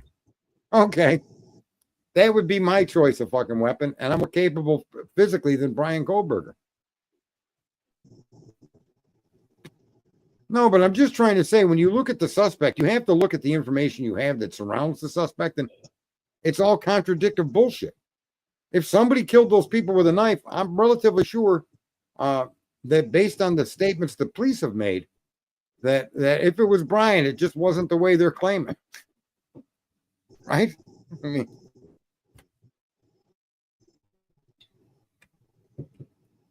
see, Twizzle's seen him straight up right next to him. Right? And look what Twizzle's saying. No, I don't want to argue what's potentially damning. Here's what I want to point out to you is what you consider potentially damning is meaningless. Okay, it's just meaningless. If it becomes potentially damning because they find the knife and connect it to the crime, the idea that he bought one, the potential for that to be damning is only for the ill-informed that are blissfully ignorant. Yikes. I liked you better when you had that redhead picture and you weren't talking so much. Dalby, where's my parachute? We got another guest. We Hi, do. There you Sarge. go. I went into a stream thinking it was you. And I didn't know. I went into the wrong stream. I ended up going to that Miss Jade. I don't know why I thought your name was Jade, but I did. And so I bumped into that stream and I thought, oh my God, not again. It was like I fell into a fucking black hole of stupidity. It is a bad fact. Yeah, okay, it's a bad fact. It's a bad fact. It's a bad fact for everything Dylan did. It's a bad fact for everything they didn't do. There's bad facts all over the place. But the only ones that are considered deathly bad are if there's a name Brian Kohlberger anywhere near it. But what about Dylan? What about Hunter? What about all these other people that were there? What about them? The facts around them are more damning than the facts around Brian. So what if he bought something on Amazon 8 months ago? I mean, he didn't even travel to Washington yet, but he had his eyes set on killing 4 people 8 months previous. What do you think there? JC? That house was surrounded by What's people that? who posted pictures of themselves with knives. No, what do you think, JC? Brian bought that knife 8 months earlier because he was getting ready to go to Washington to slaughter the 4 young college kids. I don't know. I mean, Ain't that a stretch? that's a stretch. I would be stunned if that knife wasn't part of that residence, Intent. that knife sheath. I would be utterly stunned. Now, I accept that knife was carried in by the murderer, that it was left by the murderer, because that's what they've shown us to be their evidence and their argument of the evidence. I accept it. But like anyone else, I can still find unbelievability in things that they're telling us. It's like, really? Okay. That Barney Fife, you guys maybe are too young to know who Barney Fife is, but he was a policeman on the Andy Griffith Show. He was a deputy. Yeah. Yep. Okay. And he was made to carry his one bullet in his shirt pocket because anytime his gun had a bullet in it, somehow he'd shoot it. His foot, the wall, the car, the barn, or in the air. Didn't have no training. So they made him carry the bullet in his pocket, and he can only take it out of his pocket in an emergency. But that to me is like carrying the knife inside the sheath combined together into a home to commit murders. You didn't go in the home to play fucking cards. Not based on what they're telling us. Brian didn't go in there to get laid or rape anybody. Brian went in there, according to their argument, simply to kill people. So he took a knife that is part of a set of a sheath and carried them in there in his hand as one unit, and then drew the knife and set the sheet down and started killing people. And plus, the sheet don't make My sense. God. That's the Barney Fife episode right there. Don't carry the knife out of the sheath. You might cut yourself, Brian. Always keep it in the sheath, Brian. But don't attach the sheath to your belt. Don't worry about that belt loop that's riveted, made of leather that you could pull cars with. Don't use that, Brian. Right? I'm just saying it. The nonsensical evidence that they're trying to put together to make sense makes no sense at all. When you look at it as far as straight ahead at what you're seeing. Do we know if he had that killer bag? Do we know if he had a killer bag proof kit? The kill kit. Yeah, with a bag. It's like a bag. Could have stored it in there. That's never been confirmed. I don't think, is there even such a thing as a kill kit? The idea that there's 62 terabytes of data that nobody is. I don't care if there's 620 quadrillion terabytes of information. What's going to be used in court is what matters. Most of that terabytes of data is video that's not relevant to show anything. The argument that they're making is the only part of that 62 terabytes you're going to see. People have to understand how this works. You could Yeah, have they're not going to use it all. not even close to it all. Not even close. They're going to Sergio, pick. I have a question. Yeah. If you were a judge that got this case, what are you thinking right now? Well, that's why I like Judge. I was thinking like Judge that it's so circumstantial and convoluted that whether it makes because it because if I'm the judge in this case right now, I'm laughing. Because do you think that the state really thinks they're going to get a conviction? Yeah, of course they do. They've done it numerous times. If not, They might. They're going to hang into They might get a conviction. or they're going to pick Jeff H for the jury and 12 gauge. That's right. Miss Jade. Yeah, it's going to be who they pick for that jury. It's going to be key. The jury picks their key. The jury is absolutely the entire case, isn't it? I mean, Yep, it is. That's what it comes down to. And Ann just needs to show reasonable doubt. I mean, it's so easy to poke holes in the argument they're making because their argument can't be contradicted by them. yeah. They want you to believe that they're following the same car. And there's statements in their own paperwork that says they've observed a similar vehicle, which isn't his car. So in other words, they admit that there are other cars out there, and they also admit that there's similar cars out there. So how the fuck does a car show up on Indian Hills Drive out of nowhere? How did it get there? Where's the video? Where's the phone pings? Where's the witness? Where did it come from? How did it get to Indian Hills Road? Did Brian drive all the way down south and all the way east and all the way north and then west to get into Indian Hills Drive hidden?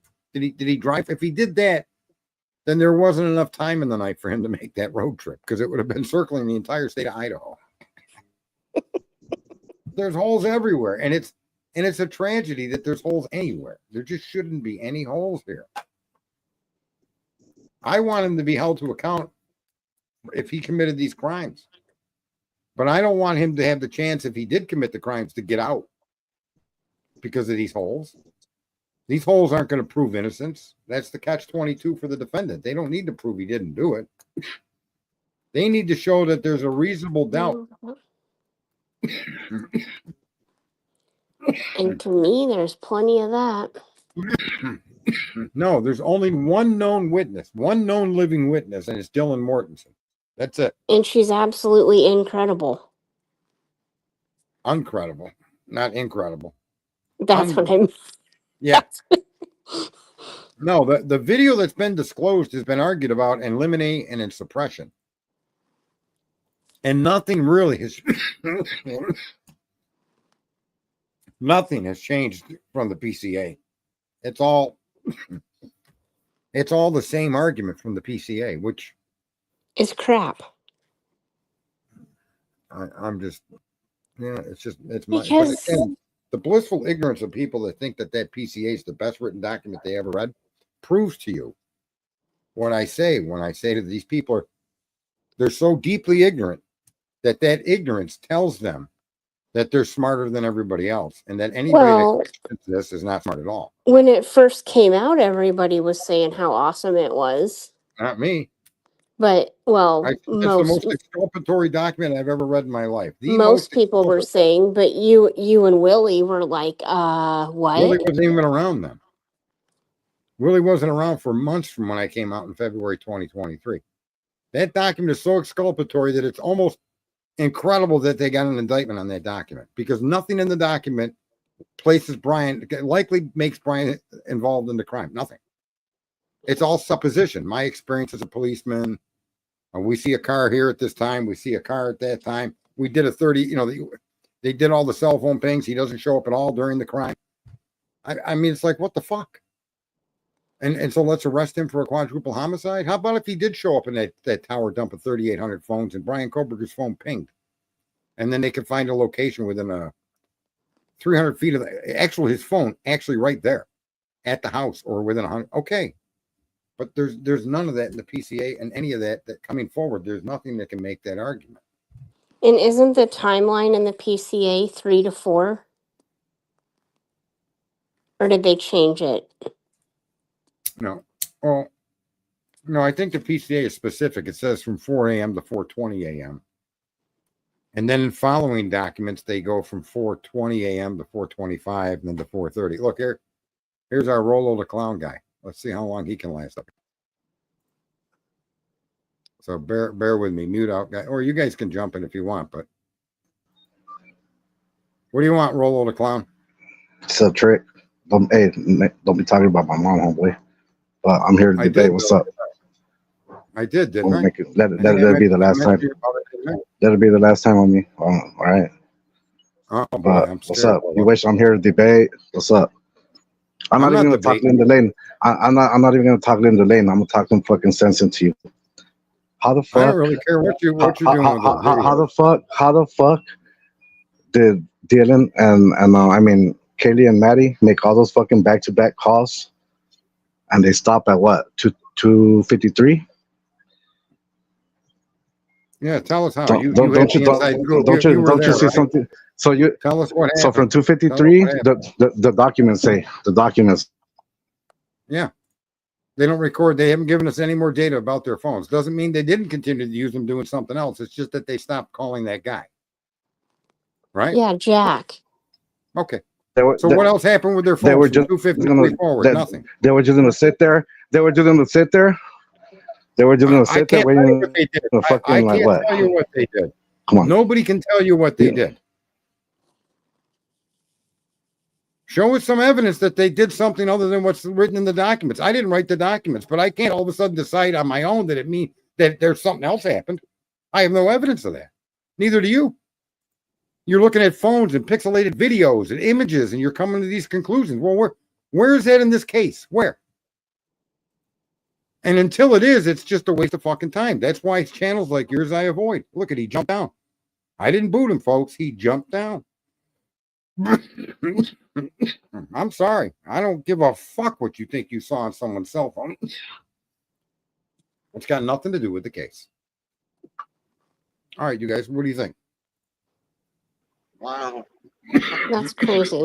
Wow. As much as an We don't have, we don't have any information on Kaylee and Maddie's phone, but we do have information on Dylan and Bethany's phone after that. And it's pretty telling. You know what I mean? You know what doesn't fit those phones? Or Ethan's phone either. Let me tell you what doesn't fit these phones, and I've been waiting for Zane or some of these other smart people, Dago, to notice. The phone activity by by Kaylee, Maddie, Ethan, and Zana all ended at 3:16. Okay? How the fuck was the DoorDash ordered? What time was it ordered? Who actually ordered it? Now we're saying DoorDash showed up at 4 o'clock. How does that fit into the knowledge that we have? We have no knowledge. Who ordered it? There's a claim it was ordered on Ethan's phone, but we don't have any data done from Yeah, Ethan's we phone. don't have We don't any know. concrete evidence to back that up. Yeah. Rollo, the clown, there's no point in you coming up here. Your blissful ignorance is even deeper than fucking 12 gauges and the other guilters. It's incredible. Yeah. So I kick the guest the hell out. I don't want him up there. What's the fucking point? Who did we lose? We lost Delby and we lost Denice. Donald Denice. That's kind of a funny name. What do you think, Jason? I don't understand how people can still think that any of, you know what I mean? Like, it's just beyond me. Well, I think that, and that's It- where it gets hard for people. I think when they for whatever reason can't understand the point that I'm trying to make when it comes to the available information is all you have. And keeping an open mind doesn't mean I accept people's commentary on what they think happened, Paula. I refuse that. I don't know. I just made a point that at 3:16 a.m. there's no other mentioned activity on Zana, Ethan, Kaylee, or Maddie's phone. None. Does that mean nothing happened on those phones? No, it does not. I don't know what it fucking means until they produce it. So And we I'm don't not even gonna have I'm not gonna info on theorize. Brian. We don't have everything in Brian's phone either. I don't think we have anything from Brian's phone at all. Right? So what happened to Xana being on TikTok at 4:12 or whatever it was? That's been changed to 3:16 a.m. That's been okay. So in we're documentation. So that did not happen. As far as it did not That happen. happened before the DoorDash even occurred. What time was the DoorDash ordered? We don't know. There's Right. people It had saying to it be- happened on Ethan's phone, not Zana's. Right, because We she don't was know. on DoorDash, yeah. But here's the point I was trying to make. Being open-minded doesn't mean you fill in blanks with information that's not obtainable through fact. So that's why I brought up 3:16 as the last recorded time we know any of the 4 deceased phones were used. That doesn't mean anything other than what it says until other data comes forward. So I'm not going to try to theorize what that could be and consider that being open-minded. That to me is ignorant. That's ignorance. That's how ignorance grows in a mind. Just It's makes not head your spin. job to fill in a blank. The blank must be filled in with facts. And the fact Yeah. you get may contradict the data that you already had. For instance, we were told the 2 girls went to bed. They wrote documents to indicate they went to bed from 4:37 to 10:23. And then we get a release of the text messages and more documents that show, at least for sure, Dylan Mortensen never stopped using her phone that whole night, that whole evening, the whole morning, the whole day. And therefore, Dylan wasn't asleep. We know that Bethany was up very early. I don't think Dylan was ever asleep. Never asleep. I don't think Dylan was ever asleep either. They're telling us that they're showing early messages from Bethany, but this is 2+ years after they let us believe that these 2 girls went to sleep. Yep. Right. And I accepted that. As unbelievable as it is, you got to accept that. They went to sleep. Okay. Does that make sense? No. Do we know what time they went to sleep, does it say? Yeah, I don't know why you're causing somebody's arguments there, Paul. All I'm just trying to say is that the evidence of them sleeping is now not evidence of anything. It's a lie. They led us down the trail that was what happened. They did it in documentations. They did it in court hearings. And And we now were the supposed to matter trust is- the process. Right. The truth of the matter is that was an objective lie. They kept that out of the narrative intentionally. No autopsy released me, myself, and I. And that's disturbing when they can't come forward and tell you. And this stuff should have been released 2 years ago about all of this nonsense with the text messages and what these girls actually did that Facts. morning. We should have had it all early. Right? You get it all late and nobody wants to hear it anymore. And that's what the blissfully ignorant do. They forget the narrative is that these 2 girls went to bed. Oh, it don't matter if they were up texting. It certainly does matter. It sure Because does. they wanted to fade out of the public eye, Sarge. They Certainly wanted out does of the matter. public eye. The only way it doesn't matter is if you ignore that they're the occupants of a fucking murder scene and they're 4 friends.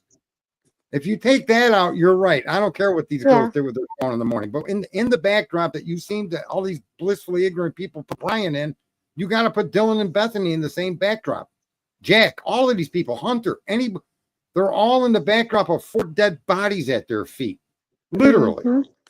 And so everything they do has to be viewed through the lens of the knowledge there's 4 dead bodies surrounding these people. What the fuck are they doing?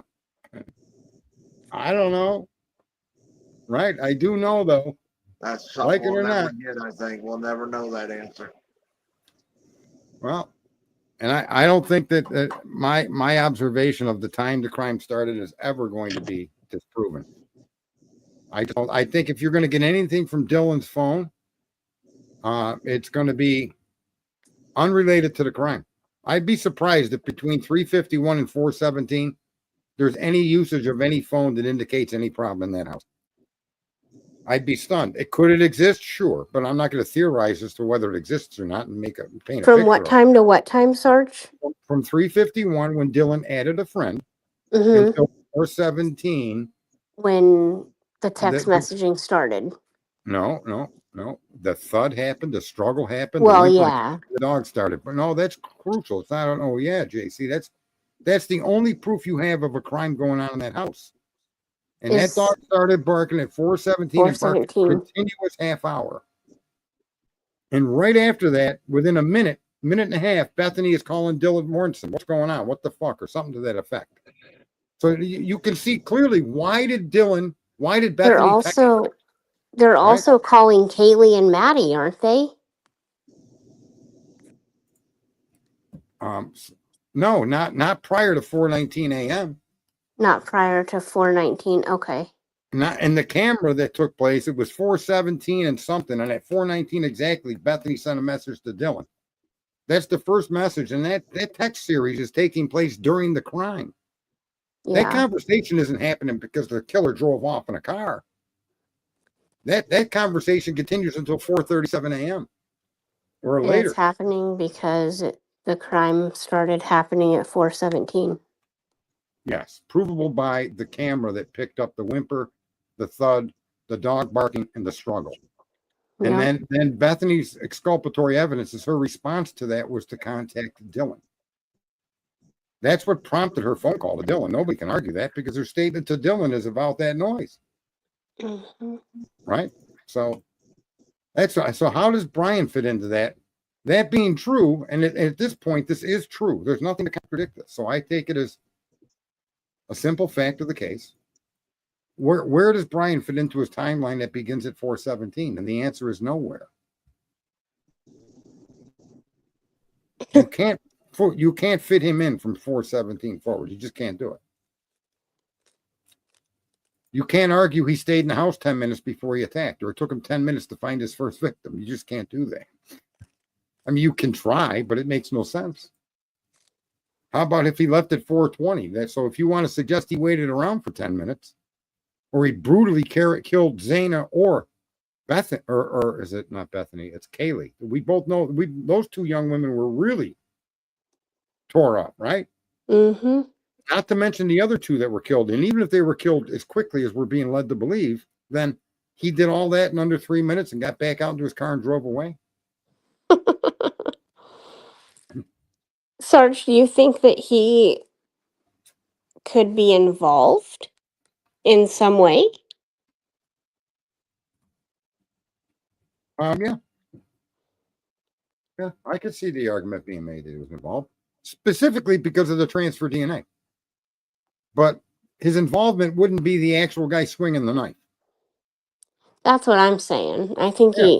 he might Could be he- involved, but I don't think he's the actual man. Could he have been the driver? Look, could he have been the driver? I'm just thinking that too. Could that car have made those rounds hoping the lights would go off in the house? Sure. Yeah. But there's Could he- another person. There's got to be another person involved, though. There just has to Other be people. I think there's other people. more than one. I think that there had to have been more than one person doing this crime. And I say that because No, I'm saying, do you think there's more than 2 people? yes. It makes Really? more sense. Yes, it makes perfect sense that there were more than 2 people in that home. committing this crime.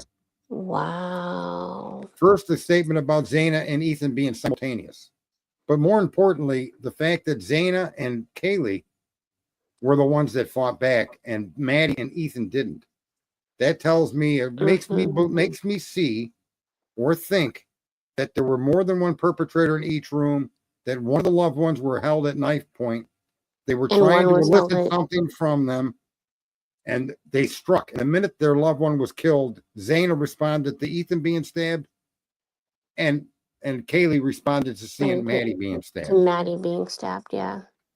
And I don't think these crimes took place and took an hour, or I think it could have been done in a short period of time with 4 people.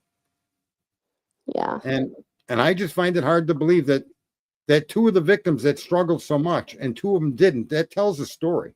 Now, whether my story is the story it tells is up for interpret. I don't think it is. I don't know. But it makes sense to try to say, well, I'm not bringing in Banfield people. I'm not bringing in people from the front. I'm just not doing what all these Rollovers are doing. So what's the minimum amount of time that you think it could have taken? And what's the maximum amount of time you think it could have taken? I think in each room you probably would have spent 4 minutes, so you would have 8 minutes with pairs of 2. I think that time would greatly expand if there was one person, because both rooms left somebody. Both rooms had a massive struggle. So no matter who you are, if you're claiming Brian Kohlberger had the tenacity to do that, I'm sorry, I don't see that in him, and I don't see it like Twig said. He's like a yeah. Well, he'd have to be like a ninja, wouldn't he? Like, or something. Yeah, but I honestly think, to be I mean, very like honest with you, I don't think that the crime took place with just 2 people either. I say 4. At least 4. If there weren't more people in the house, I'd be surprised. But at least 4, because I don't think the time of death on all 4 of the victims are going to be that far apart. And if they're within minutes, how do you do that? Yeah. How do you do what we've heard has happened to Maddie? Not Maddie, but Kaylee. And Zaina. How do we explain those 2 battles with one person? And yet the other 2 were taken out with no effort at all. That's what we're being led to believe. Is it true? Don't know. Right. But that's what they painted. Just like they painted with those 2 girls sleeping. Were they sleeping? I never thought so, but I mean, that's what they told me, so I had to accept it. As incredulous as it is, yeah. I just couldn't believe it when the text messages came out. That's what really struck me. And then I don't know, but why don't you try to find the other sources of DNA that were on the sheath? I don't understand it. These 2 young women made that comment. How do you ignore multiple other DNA? I just don't And get it took it. multiple people. So 6 unknown male DNA found that wasn't Brian's. I'm going to go back and count. I don't know that it's a railing glove sheath is 3 under her fingernail, which some have been identified. And then I say the glove itself would be 4. And 1, 2, 3, 4. I say 4 major sources of DNA that's completely unidentified, yet highly likely to be a part of the crime. That are just getting off scot-free right now. Right. And so but isn't it, here's the thing, folks. What did I just say? So I'm glad people brought up the DNA. I said 4 people. Is my analysis went into that home. Who they are, why I don't know. But it looks like a crime scene where both of those rooms were occupied by 2 people simultaneously. And that the deaths and the struggles took place relatively close to on top of each other. One may have triggered the other. Right? Right. Zaina attacking to defend her man that was just stabbed may have triggered the people upstairs to go and just finish Maddie and then fight with Kaylee. But in some shape or form, that's, in my mind, that's the thought that I contain about the scene. And I don't know who it could have been or why it could have been, what the motive is, nothing. But and now you're saying, we can agree there's 4 other sources of DNA they never identified. So basically, you think it was a raid? Yeah, 2 of these people were taken out with precision, and they were taken out with no struggle. And 2 people were taken out through a vehement struggle. That suggests to me that the vehement struggle witnessed their partner loved one being taken out, being stabbed or attacked. Okay. And it prompted them to fight or flight, and they had no choice, or they just naturally were fighters. Like, I think Zaina would be a fighter. And when you plunge that knife into Ethan, she would have immediately attacked your ass. I think Kaylee is of the same mindset, the same kind of a girl, but I also think that she was sort of in a different situation, trapped in the bed. Yeah. Right? So she had no choice but to fight for her life, and she knew it was a battle for her life because she just saw what happened to Maddie. Folks, this is my theory and speculation. There's no evidence to support it other than what my eyes and my mind are telling me by the observations and info they've given us about the crime scene. I originally had thought Dylan was involved directly in the crime. Some of you know me for quite a long time. And until all this other information came out, I had a very convincing case against Dylan. But now you look at all the extra information, and she can't be texting during the murders while she's doing the murder. She's doing the murder. No. So do you think what Christy Gonsalves said about the way they were found and how Kaylee was trapped in like between the wall and the bed? Yep. Okay. Well, we do also know And was she the one that was found kind of like not completely laying down but kind of sitting up? I think.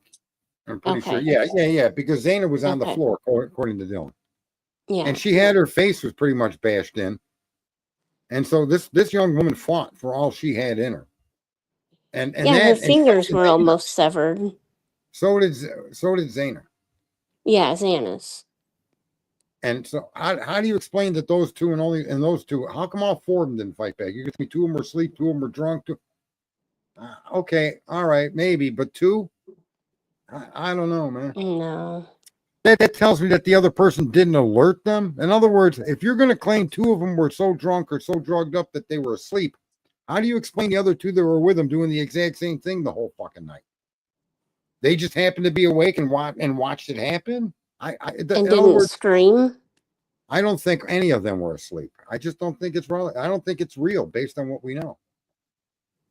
I think that girl was held at knife point, and then when the strike came in that nobody expected or didn't know what was going to happen, that sent Kaylee into a fucking right. And I say the same thing happened with the girl downstairs. And for those of you that can say that it's a conspiracy theory, I will agree with you. This is absolutely a conspiracy theory. I have no fact to support that happened in that house, but I will say that my thoughts are based on what they've told us and what we know to be factual. And if it was the 4 Banfield boys, don't know. Fucking how the hell does Rolo get a call? I don't know there, mean mama. Who did he call? Anybody's welcome up on here until you're not. If you're an idiot like Rolo the clown, then he was going to beat me up for mentioning his mom when I told him to go masturbate to his mother's pictures. Apparently that sits weird with him. Holy shit, JC. I like banning people because for some reason I come up with something that for whatever reason gets under their skin and will stick. Well, honestly, it's made me think outside of what I originally thought. You know what I mean? Like I had my mind made up, in the very beginning, and you know this. I had my mind made up that he was guilty as sin. And then, but then I started thinking. What started you to question the case? When Willie was asking questions in another channel and getting absolutely torn apart. And then I just started listening to what he had to say and then like why he was saying what he was saying. And then when I came over to Dago's channel and you were on and you were asking questions too and coming up, like coming up with all these things, and then just just listening to other people, and like the other side, like the guilters, now they're called the guilters, are like their case has no gum to it, you know what I mean? Like they're telling us all and when everything came out, that especially the text messages, because that made me say that we were told, I mean, in the whole realm of things, the fact that we were told that they were asleep in the PCA, and then these text messages come out and they are not asleep, that right there makes me question, what else have we been lied about? Come to find out, we've been lied about a lot more. It wasn't just Brian's DNA on the sheath. There's two other sources. Why not go after him? I don't care. See, and even when they said, "Oh, his phone pinged 12 times in the same area," I don't care about that. That doesn't make him a killer, because I could go somewhere 12 times in 3 months or whatever, and my phone could ping off of something. I mean, I live in a city. I go by the same places all the time. But the question is how close was it? Would that even Now, matter? Would that even be relevant? If the vehicle stayed in motion, what's the relevancy to the distance between him and that house? It really is Only if no the time more it would be vehicle relevant stayed than in relevant is motion, if he was pausing or looping. Only time it'd be is if he was looping or like you said, stationary. If he's constantly moving, then yeah. would be the movement. But if they got it, to prove that though, Yeah, and then it you went got from Ray's document saying that that his phone wasn't even part of the 3,800 phones, and then you got somebody else saying it was a white Elantra when indeed it could have been a green Elantra. Like, come on, people! There's so many things. Like, this is just a disaster, and if people can't see it, then I don't know what to tell them. Like, I'm sorry. I want to just address the question on the screen.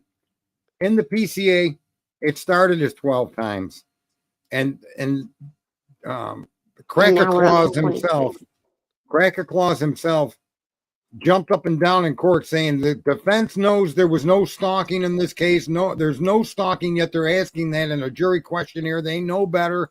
They knew there was no stalking. And here's the catch. Now they're going to put in this new court. They're going to argue there was 23 times he was in that area.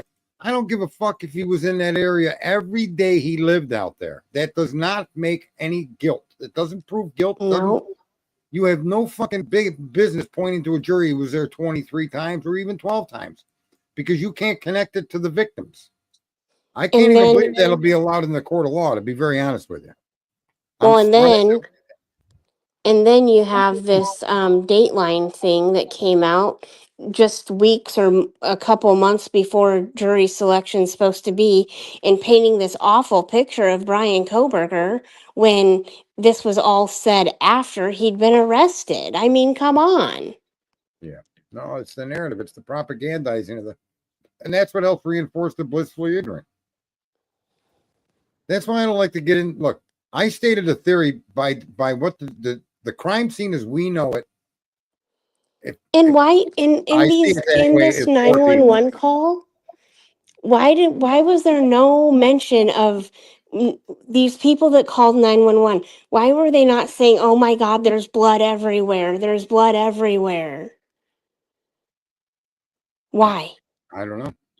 That is crazy to me, because we know it was an awful, awful scene.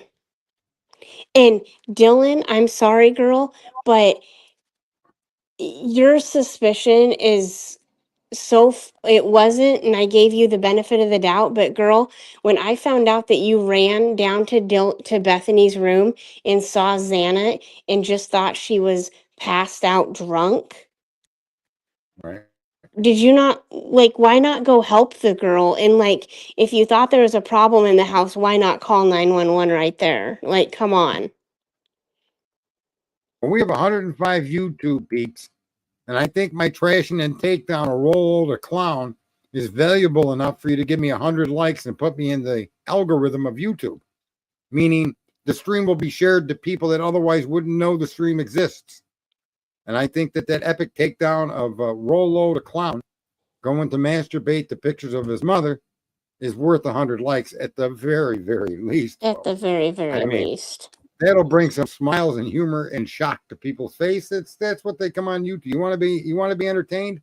Come on up in my stream with a blissful level of ignorance or an animosity towards me, and we'll have fun with that.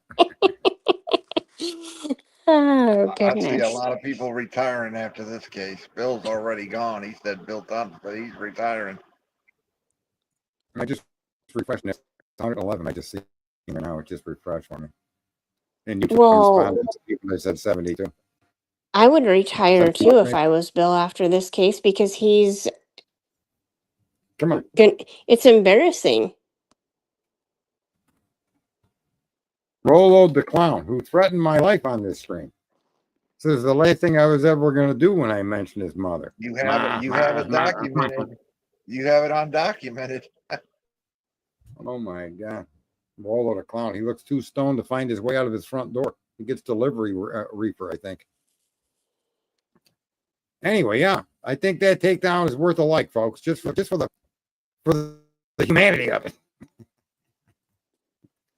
And also pointing out the blissful ignorance that people you live and work with every day, you share the air with. And there's so many blissfully ignorant people in America because our school systems have taught them how not to think. And you have to engage in conversations with them. Oh, yeah, because if law enforcement says it, it must be true. Don't It's question frightening. your police department. Don't question your prosecutor, or don't question Dateline or CNN or Fox News, or don't question any of them people. How dare you? They're paid to tell you how to think. No, thank you. And they're too stupid to understand it. What's that? I said no, thank you on the news media. I do my own thinking. Yeah, I'd rather just go find out for myself. Well, earlier in the stream, someone did ask about the Middle East. Is I hope that girl's still here. I think she is. I think it was it her? No, it wasn't Mama. Wasn't Mama. It was I don't remember. Oh, look, we got the image back. We got rid of the trees. Thank God. If we're gonna argue, you better keep them trees off. At least, there's almost a reward arguing with that face. That's Sarge's favorite picture. That's my favorite picture. For some reason my stream yard. We want to argue with Sarge. I wish I could hit the like more than You once. can argue with Sarge all you want, but you're probably not going to win. Or you're going to learn me something. Right. And I don't mind being learned something. I mean, I went to the same school as all you people did, but mine was a little more special. Your brain's a little more special. Had our own private bus, helmets, and everything. Oh, okay. Did you ever go to vacational? I thought I was growing up to be a crash test on me. I didn't know any better.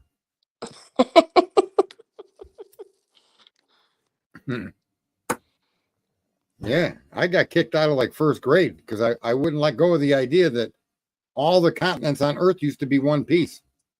They had to remove the globe from the classroom because I just couldn't get past the idea of someone telling me that. No, that's not true. Yeah, your ass hurts. It is true.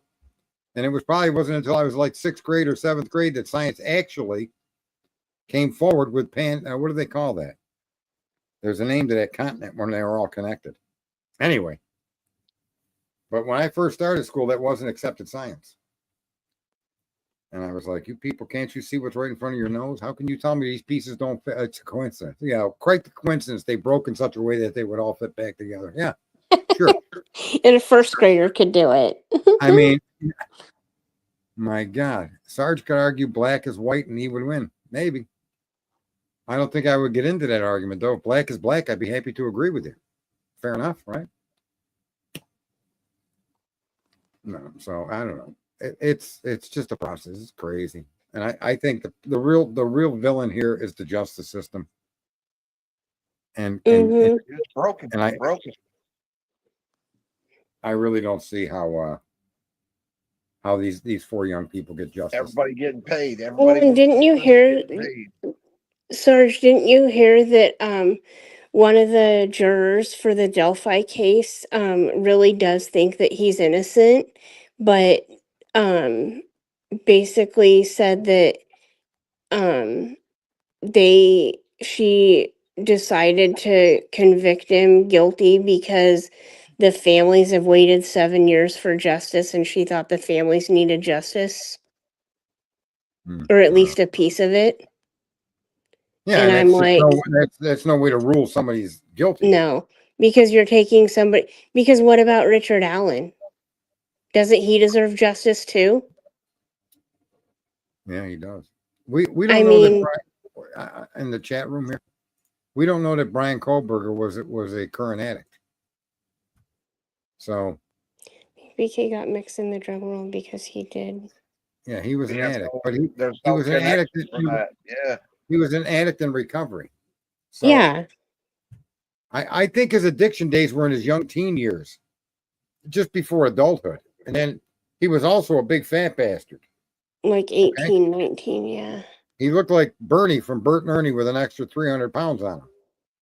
And Mhm. he was a fat bastard with a heroin addiction that apparently he beat both of them and went on to DeSales University, who then was transferred to Washington State University. Yeah, why would you overcome all that and be on your pathway in Yeah. criminology school There's to no, throw there's that no all away for?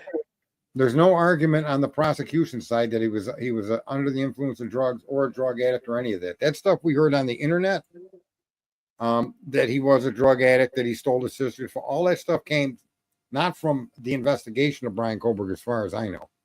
And if it did, it was leaked.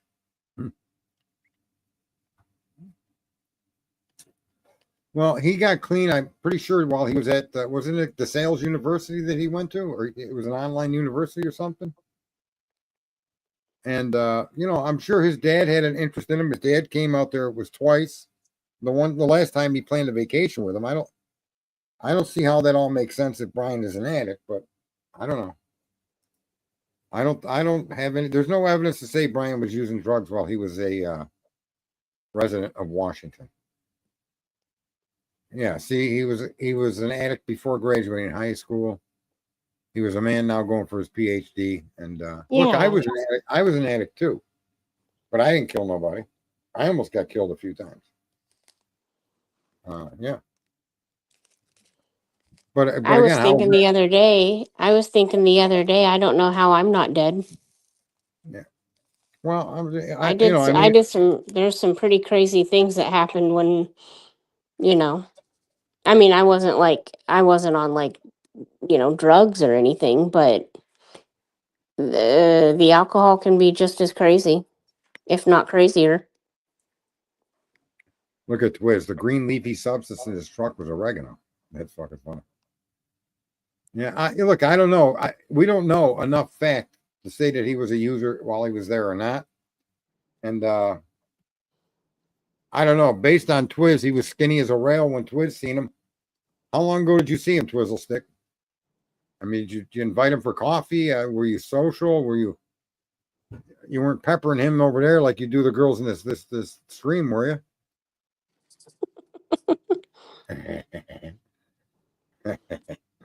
I mean, you can become very thin from drug usage. There's no doubt about it. Yeah. It'll make you lose a lot of weight. But heroin addicts usually don't suffer from that weight. Usually the coke addicts and the meth addicts, and heroin is a totally different fucking animal than the other drugs. What about weed? Weed too, you get be a big fat bastard. It's like alcohol, right? I only eat one meal a day. I've been doing that for years. I take a nap every day too, just for people that want to know. Yeah, I try to. I do too. And I do that. Listen, I do that because I have a 2-hour a day, 9 month a year grueling interaction with the real world. We call it a job. Well, I'm a business owner, but I work 2 hours a day, 9 months a year. And then I take the rest of the year off. I got to have that nap every day. I've been doing this for 30 years.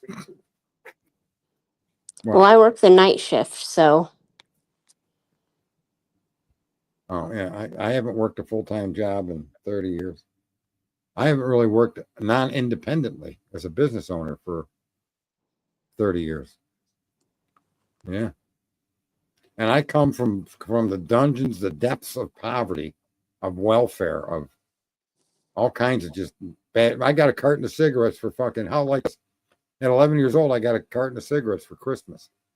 Oh my gosh. And then at 12 years old, I got punished because I was a smoker. The fuck kind of life is Oh that? Lord. Oh Lord. My grandma probably started smoking at 12. Yeah. Direct touch DNA with the numbers. But there was just there's a big thesis that was written in a college by somebody that showed that number that she's claiming is big is consistent with any type of transfer DNA, whether you touched it or somebody you shook a hand with went and touched it, or somebody that was at a counter where you had your hands all over it or were there, picked up your DNA and went and touched something. That count is not an unusual count as far as transfer DNA being picked up on an object. And there's a science project or there's a thesis from someone that shows that. Not what you're saying. Direct touch DNA with the numbers that Rolling Lady is saying. There should have been enough left for the defense to test. And there wouldn't have been enough left for the defense to test. Because that's the fame for Othram. Othram's big claim to fame is that particles usually need to be between 13, 20, 30, 40. But 13 particles, and I'm simplifying it, but 13 particles or greater. Othram claims that they can get a reading from 8 particles and greater. That's what makes that Othram lab. They say they've got proprietary software that gives them the ability to make an analysis with less than any other lab in the world. Was it on Dagos the other night that we were talking about? Did UC Davis or someone do a study Yeah, that's on? what I referred to. Yep. Yeah. And I want to say this to Kay Lucky. Look, I don't think that there was enough to come to a conclusion. And I honestly, this has been proven out, and I said this a long time ago. When you have an unknown DNA profile, you're going to get a lot of potential fucking matches. A lot of them. Not 1 or 2. Could be 100,000. Depending on what database you're in, because we share 99.9% of the same DNA. And I know personally, and this is one of the reasons I've made this statement a long time ago. I was tested for paternity. I was accused of being the father of this girl's son. Right? Okay. And everybody looked at the kid and looked at me and said, yeah, you got to be the father. I'm like, I'm telling you, I'm not that father of that child. It's not possible. I didn't have normal sex with her. She performed oral sex. That was it. You can't stomach acid prevents pregnancy. You just can't, it can't work that way. I mean, if it worked that way, everybody would be pregnant. Mm-hmm. So I knew it wasn't my kid. But when they did the test, 4 of my markers matched the baby's. Why? Because 99.9% of all DNA is the same. And that's what they do. There's 12 markers they look for. But because you're not the father doesn't mean you don't have the same markers as that kid. That's why DNA I've always hated DNA because it's statistical analysis and it's up to the interpretation of the tester. It is not a fingerprint. It is not a fingerprint. They say it's science. There is science to it, but it's not science like a fingerprint. It's like back when I grew up, if you got the vaccine for the mumps, you never got mumps ever again. You get it for the measles, you get it for chicken pox, you get that vaccine, you ain't ever getting that shit. You get it for polio, you get that, you ain't ever getting it. Ever. And the reason, folks, is because back in the day, a vaccine was only created for ailments that only humans get. You'll never see a cat or a dog or a bird with fucking polio. Therefore, any virus that can cross-contaminate species is unvaccinatable. Okay? You can't vaccinate because you'd have to vaccinate every living creature on the fucking planet, and you can't do it. That's why I wouldn't take the shot when all of that stuff hit the fan. That particular illness crosses species. It is not like polio. It's not like the measles. It's not like the mumps. Those illnesses will not infect a bird, a dog, a cat, a cow, a sheep, a bear. But what we just lived through will. And when you can cross-contaminate species, that means it can mutate and come back. Oh, gee, Sarge must read books because he said that the first time he read what the virus was. And what happened? How many of you were sent for 5 or 6 fucking shots because it mutated? Durr. Why did it mutate? Because it cross-contaminated species. The mumps, you guys see the reasoning here? So That's pure fact. is what you're saying, like, It because repopulated. because I know people that got vaccinated but still got the illness. Yes, Yeah, exactly. because the Because virus was in the shots. no, that's not why. That's not Listen why. to what I said. I'll say it again slowly.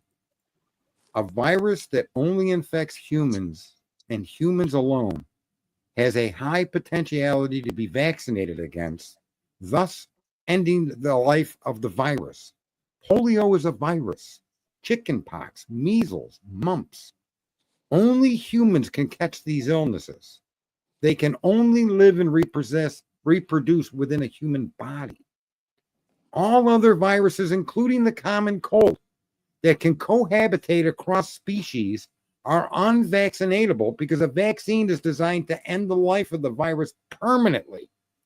And when you try to treat it with vaccine type drugs, it will simply mutate when it realizes, for example, the shot is set up to take out a naked dude with sneakers, and they give it to you and it kills that dude. Well, it now knows that it can't just go in there with sneakers, so it puts on a pair of pants and a shirt, and it goes back in you. Now you got to get a new shot to kill the same virus that wears sneakers, a pair of pants, and a shirt. Boom, you give him a shot, that won't get him. Now the virus says, well, I'm over here in the fucking cow, I'm in the sheep, I'm in the bird.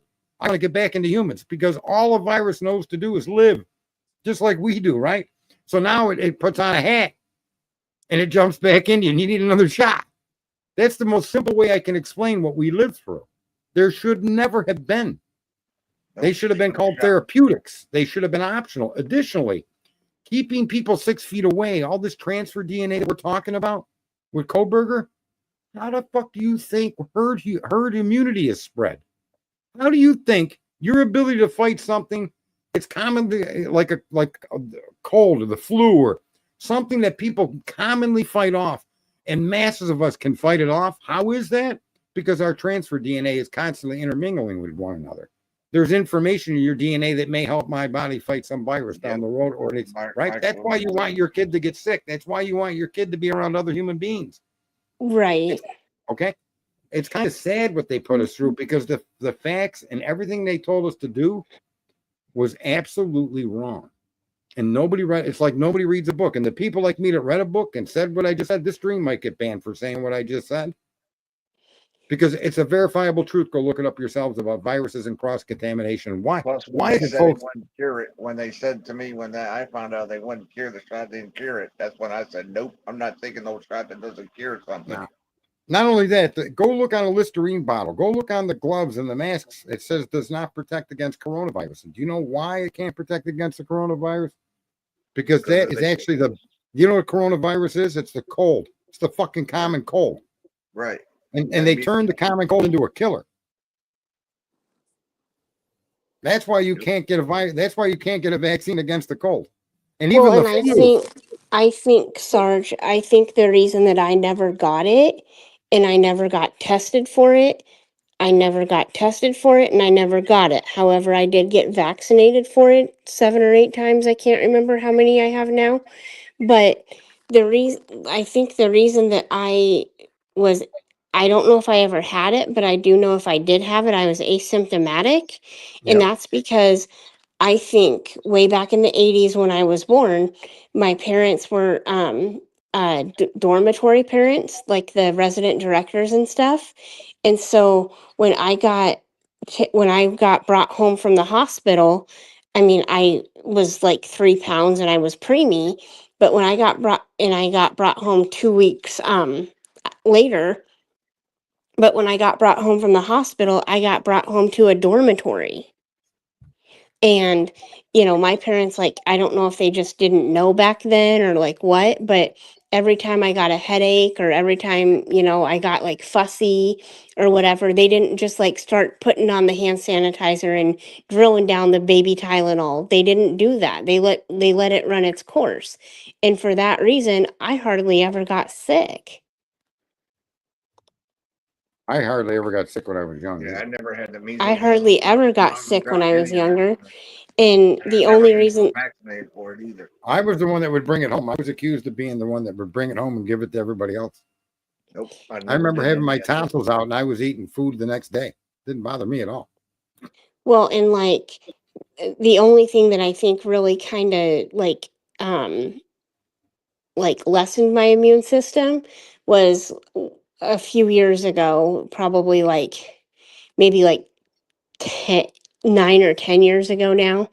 I got sick with a cough the week before my birthday in November, and I never stopped coughing until like April or May. And I think I probably should have gone to the doctor, because now I think I can get sick. I think I can get like a cough or something like in the fall. If I do get sick, I'll get sick in the fall, and it'll be a cough, and it'll happen easier.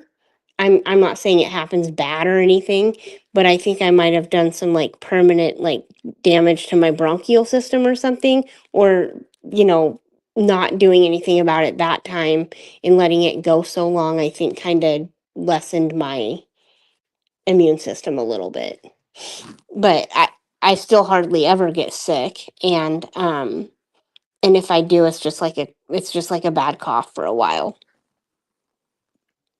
Well, the point I was trying to make, and it's like me, I don't really get sick either. But what I'm trying to show people is that there's information out there that makes sense and some of it doesn't. When it does, you shouldn't just take the next best common explanation for it. Go find out for yourself. I mean, Yeah, do your own research. it's not even research or just educate yourself a little bit. It's very easy to do. Right. And I always have said this, and I'm a big proponent of this, is that there should be a class in colleges that teaches you how to use Google. Right. Because the Google search, you have to have, tell one of your friends that believe in global warming, ask them how many glaciers are on Earth. And most of them are going to give you small double-digit numbers. But there's literally 192,000 glaciers on Earth. So I want to know how many of them got to melt before I drown. Because that's a lot of fucking glaciers, man. 192,000. It doesn't even sound possible, right? Ask another one that believes in the global warming and we're going to all drown. Ask them when the last ice age ended. Do you guys know when the last ice age ended? Pre-existence before we were around. Okay, what do you think there, Joyce? JC, I'm sorry. When did the last ice age end? Oh gosh. Yeah, all right, you're on the same page as Debbie or Donald tonight. The last ice age ended in 1850. 1,850. Okay? 175 years ago, folks. That wasn't actually that long ago. Not only was it not that long ago, but that ice age started in 1300 and lasted for 350 years. And it was called the mini ice age. You're all familiar with the name, mini ice age, little ice age. The year without summers, the potato famine in Europe with Ireland. You all heard these stories. But the part that you don't remember is that the last ice age that ended in 1850, the temperatures before it began, pre-1300, are higher than they are today. Because we're still recovering climate-wise over the last 175 years to get back to where the climate was pre-mini ice age. Those are indisputable facts. So when someone tells me the ice is melting, I'm like, yeah, I'm not surprised. I mean, the Earth is naturally getting back to its balance of pre-mini ice age, you see? Pre-mini ice age. And you show those, you've got to see the ice glaze over. If you've got any friends that believe in this, I'm not arguing that the ice is melt. I'm also not going to argue that we're polluting the atmosphere. I don't agree with that. Of course we are. You got 1 billion combustion engines running, okay? I'm sorry. Yeah, you're causing pollution. Is it going to cause all the ice to melt and us die? Probably not, but you do it long enough and yeah, it'll irrevocably fuck the climate up, but it's not going to be just because of CO2. It's going to be because of other carcinogens that are in it. Look at all the microplastic we're finding in our food and all the micro, look Oh, all yeah. the brake dust we're putting in the air and all the exhaust and all the manufacturing. So, yeah, we're polluting the planet. And I think just for that reason, we do need clean sources of energy. But I'm not a panicker. I'm not someone that's going to buy into this half-witted, blissfully ignorant argument that we're killing the planet. I mean, the planet could just shake its ass one time and we're gone. Everything Right. that's ever been here is extinct. 99.7% of all life on Earth is extinct. What you see around you is what isn't extinct yet, but it will be. That's the way Right. Earth always does. It causes extinctions. You Yeah, think so the sun I don't know. will I'm a burn thinker, out? and I'm always feared the sun will burn out. the sun could burn out. We don't know. But my point is that no, we have an impact on the climate. We have an impact on the weather to some extent, Yvonne. We have an impact on the atmosphere of the planet. Of course we do. Not to the extremes where they're going to tax me into bankruptcy. Me being bankrupt ain't going to fix global warming, right? Right. And the funny thing is that there is a truth. We are warming. You can't argue we're not. But it's the context under which they've convinced people that causing the warming that's the lie. But the issue is we are warming, and we're going to maintain and get back to pre-1300 temperatures, which are several degrees warmer than it is today. And I'm just trying to show people that no matter what the topic is, there's an answer to be found. There's truth out there. And even the people that are lying to you to con you, there's truth in their statements. Dylan told us truths. And somehow you got to sort through and figure out what part of her statement is true and what part of it is not. Right? Like the truth is, nobody believed these kids went to sleep. We all knew that, but we couldn't prove that until recently. That's what I mean when I say thinking. And we looked and looked and looked until finally they dumped documents on us that showed you these fucking kids weren't sleeping at all. I should have been building luxury bunkers for rich people. Yeah, I could do that. I'm in the construction trade. Go ahead. I just thought I just was baffled when, you know, I couldn't believe that that you could sleep through something like that. Like, Nobody because could believe it, right? yeah, And we were all right. We just didn't know. And it we was just didn't know we irritating. were right. Yeah, we felt we were right. We you know, and then boom, look. These girls never shut the fuck up. Right. And that was the other thing Lana was pointing out. The cars and the movement of the cars are an attempt to match Dylan's statements. And I argue that when she says about 4 o'clock, it couldn't be 4 o'clock because she just put a friend in the phone at 3:51. She didn't hear this noise. When she says about 4 o'clock, she's talking about 4:17. That's reasonable. That's the more reasonable observation, knowing she was wide awake at 3:51, adding a new contact to her phone. Right? Yeah, we'll see. We'll see a trial. What timeline they go with. Right. And I can't imagine, unless there's text messages that they're hiding from us, but I would bet $1 right now that any phone activity between those two young girls was distinctly different than the first text message Dylan or Bethany sent Dylan. In other words, those text messages will be. I think there's a lot more than we've seen. I don't think there's anything that we've seen prior to 4/17. I think their phones were still in use, but it's not related to the crime. Right. The first inference of crime is 419 by Bethany. I wish I had that document. What's going on or what the fuck? She said something to Dylan. And I think from 417 to 351, there's usage of the phone. I'll bet you right now, Donald, the nice $1 that phone usage, no matter who was using the phones, had nothing to do with a crime in progress or a break-in or a burglar or any of that. Can't prove it. We will. They'll show it to us sooner or later. We'll know.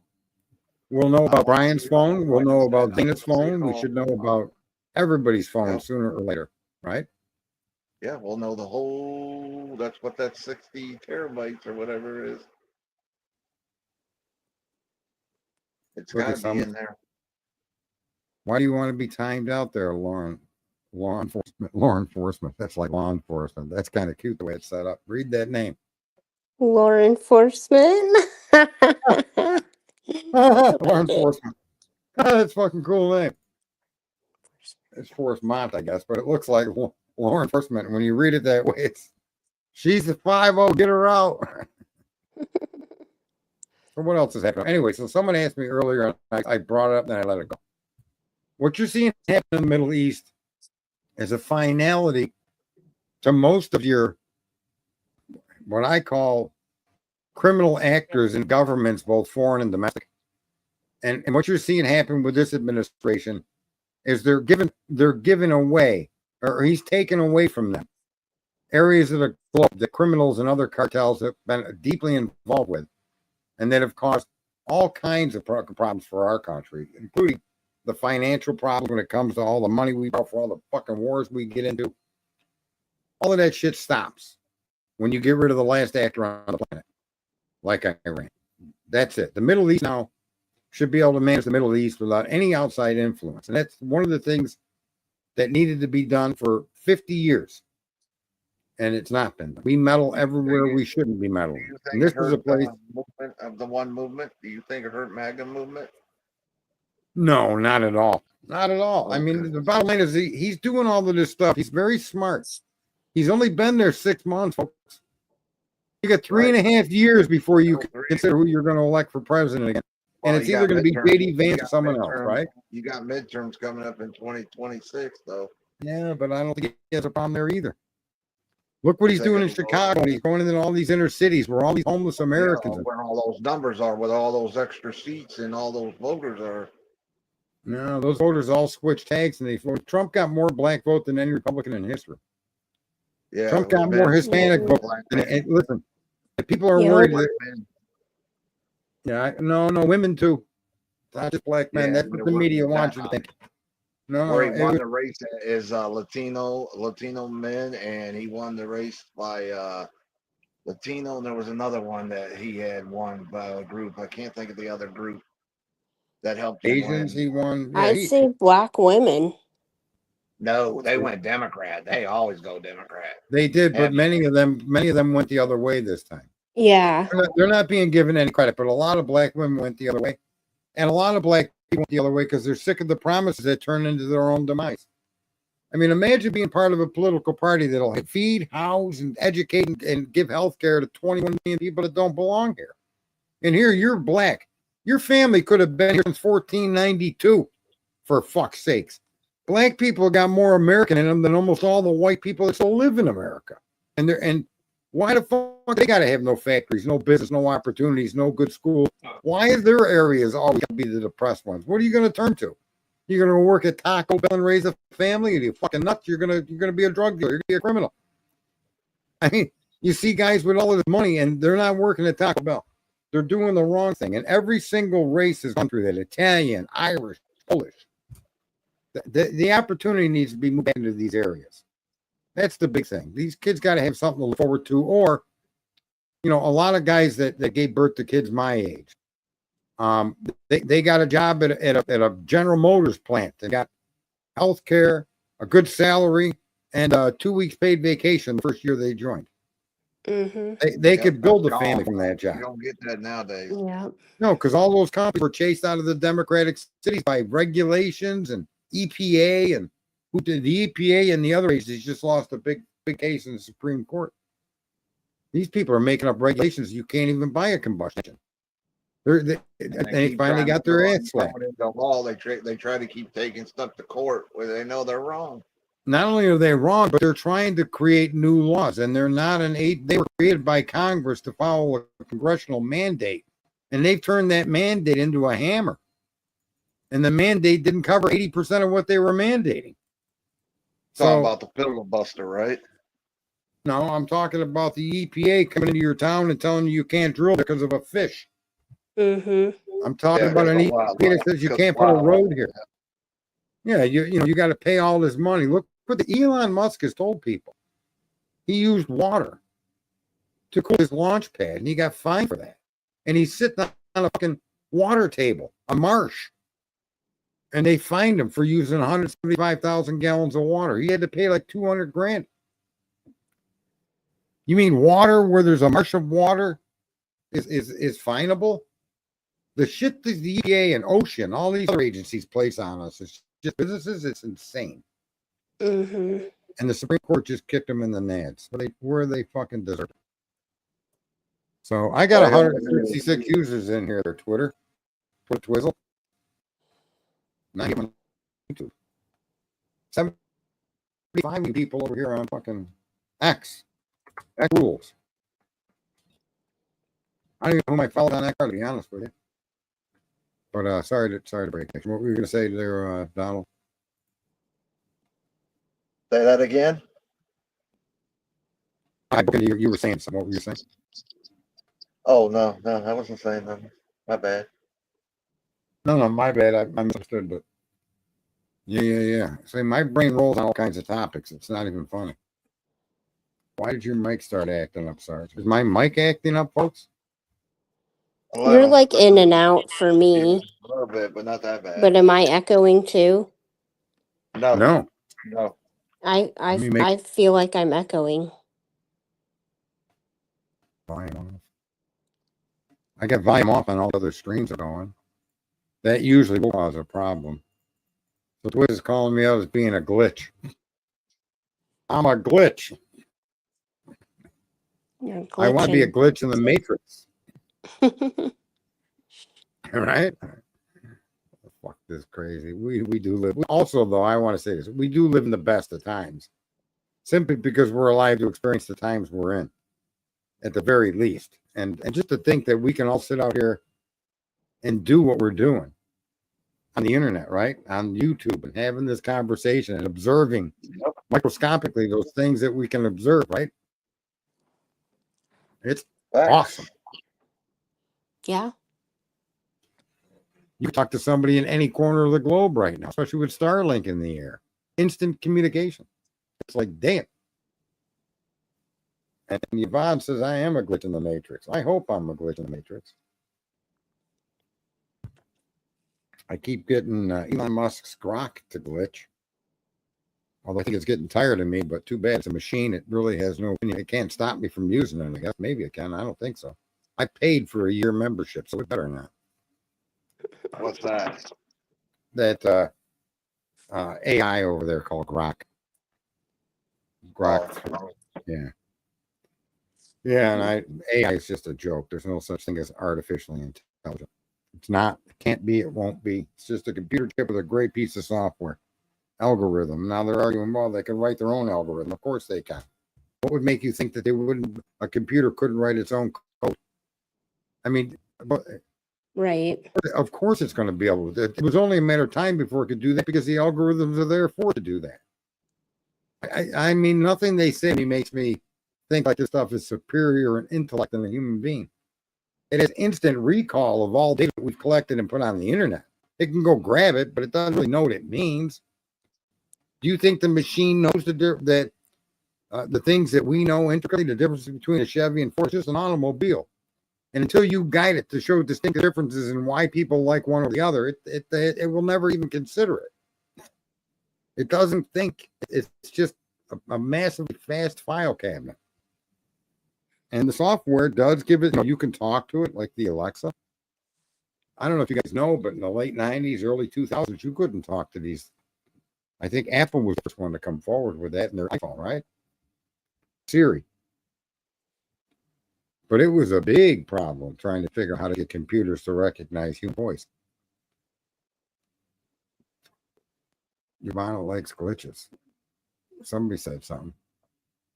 You got an internet to uncontact tribes in the Amazon. All they do is look at porn. Yeah, that's fucking awesome, right? Why not? They don't need to shop at Amazon. They're in the Amazon. Huh, that thing sounds funny, doesn't it? They don't need Kmart. They don't need Walmart. They don't need advanced auto parts. Of course they're going to look at porn. Probably most of their lives is porn like out in those areas like that where they're removed so far. What are you going to do all day and night? I mean, why did people have 10 kids? Part of it was that a lot of them died early. But what are you going to do when you like that? I mean, you got to have sex. What other form of entertainment would be more enticing than sex? You got no TV, you got no radio, you got no movies, you got no actors, you got no you got nothing. What What else are are you gonna gonna do? Yep, that's what you got to do. I mean, humans are always seeking to entertain and find pleasure. I don't care from the Amazon or you live in New York City. That's just the way we're made, right? Right. Right. I don't know. It doesn't surprise me that they're watching. And I don't. Of course, what are they going to look at? Elon Musk's rocket? For what? I mean, I could see you showing it to them and then being like, wow. There's a lot of areas in the world that after World War II, these tribes built out of branches and wood and leaves, replica airplanes, because they were praying to the airplane god. Because during the war, when we had bases in these areas around these islands, all the food and work and all these things that we were doing had a massive impact on these isolated tribes. And so many of them Do you were to think we build. damaged that stuff that we did that strike the other day on yesterday? Do you think we damaged that stuff good enough? What stuff? Those nuclear sites. Oh, we obliterated those sites. You don't think they could repair and rebuild them? Oh no, not without being seen. Yeah, without being detected. Yeah. No, we knew they were building them, but we didn't do it. They should have. What other sites do they have? He said there's still more targets. Of course there is. Wait till they start trying to threaten the Strait of Hormuz. You're going to find all kinds of Iranian ships sunk. They're not going to play. I mean, Iran's threatening to close the Strait of Hormuz. They don't have the capacity to close that strait. They can close it long enough for us to sink their ships. That's about it. And we just will they just reopen again? The Strait of Hormuz? Yeah, you just take out all the. Yeah, they're listen. I'm telling you, the power that we carry across the globe is unsurmountable and it's uncomparable. All this happy shit you hear about Russia, China, it's meaningless versus what we're capable of. We literally are the strongest force on earth, unless somebody creates some kind of weapon that's undefendable and unknown to us, and we get caught off guard, right? Right. But as it stands right now, yeah, I mean, you got 11 aircraft carriers that contain more aircraft than any air force in the globe. A single aircraft carrier could have 90 airplanes on it. If there's 128 countries, 120 of them don't have 90 fucking fighter jets, okay? Not to mention all modern top of the line. Does any other countries have airplanes like us? They do. No, not to the level. They're third or fourth generation. Ours are as high as sixth generation. And not only that, they don't have the quantity. You think Egypt has 300 or 400 airplanes? Where was Iran? How come there was no talk of the Iranian Air Force even getting off the ground? Because they don't have any. Yeah, they did. They had F-14 Tomcat. They had other fighters from Russia, but the quantities of what we have is what's staggering. Yeah, we would just take them out. Yeah, too fast. So you move an aircraft carrier in Africa, in any country that's off your bow, you have more air power than probably several of those countries combined, and you're just one fucking ship in the water. It's crazy. I don't think Americans appreciate it. I don't like the idea that we are. The world is based on violence. What can you do? But the power is amazing. It literally is. Why are we allowed to have it? No other place allowed to have it. It's not that they're not allowed to have it. It's that they can't produce to the levels and methods that we've produced. Oh, yeah, because of our population. That's why. No, well, we only are 4% of the entire Earth. That's it. Our population is 4% of the total. Do the math. We're nothing. So no, it's not just our population. It's the whole context of being a republic. It's the whole context of the freedom. It's the whole ability for people to be the business owners. That's why I'm anti-corporation. I don't want corporations buying up all the small businesses. Yeah, too big. You're saying you don't want monopolies. Yes. Yeah. I agree with that. I don't like monopolies either that control everything. Yeah. And the government's done nothing about it. And their job is to protect our rights not our rights, but our Yeah, our privileges that we're born with. And I really don't want to see one company own all, like, I'm in the building trades, and Home Depot's buying up all the building trades, and that just shouldn't be allowed. They should be forced to separate. They should have competition. Only them and Lowe's. Yeah, have competition. There should always be competitors. Correct. And competition comes from the little guy in the corner.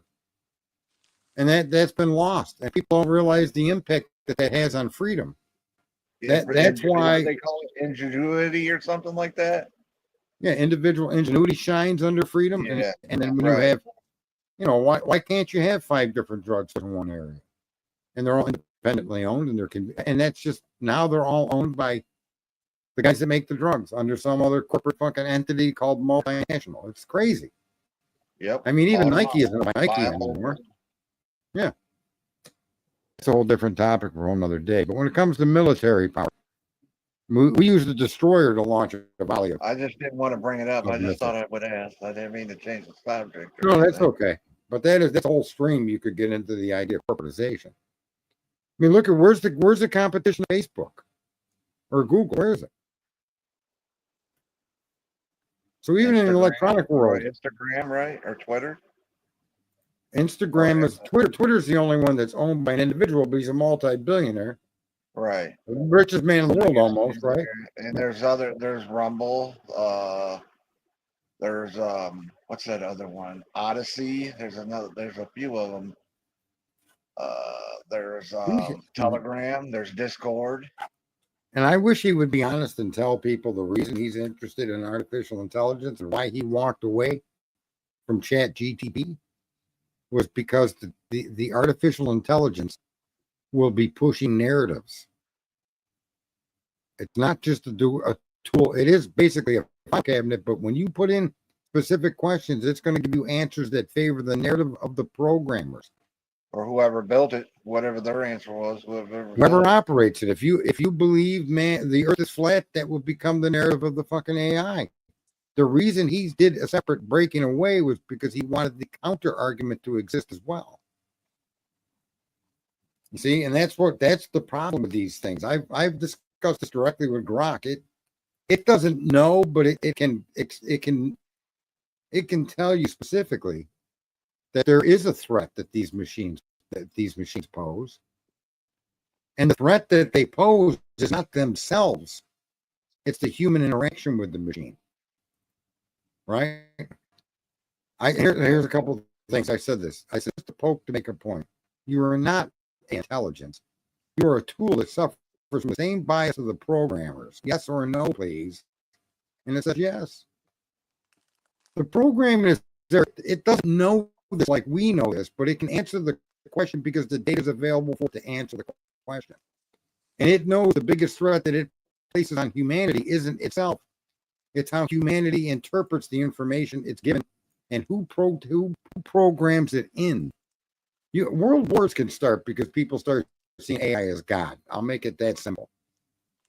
If people think that thing is right, and if people think what it says we must do, we're fucked. Because now the controlling programmers are the ones that will control that narrative. And that's exactly why Elon Musk opened up his own AI. He'll be brainwashed. That's exactly why he bought Twitter. Those are the prevailing reasons he spent that money on those and broke away from the community of people that are in tech. Because he wanted the other side. You think he'll ever make that money back? I don't think. Oh, of course. Sure. Yeah. I mean, the guy's still worth more than anybody else. And he didn't really pay for it out of his own pocket. A lot of people put investments in. Yeah, investors. So, he had a lot of investors. Yeah, the mom and pop grocery store in every corner. Now they're owned by a corporation. 7-Eleven isn't 7-Eleven. It's a mass marketed, controlled by some other corporation, billionaires. And people want to say tax the rich. I say you got to be out of your goddamn mind. If you think your money's any better with the government than it is with the rich guy that has actually had it, why don't we do something better than that and start chopping up what the rich has and force the rich to break down their monopolies and their corporatization of the country? Start going after the corporations, right? I agree with that. I'm not saying there shouldn't be any corporations. Of course there should be.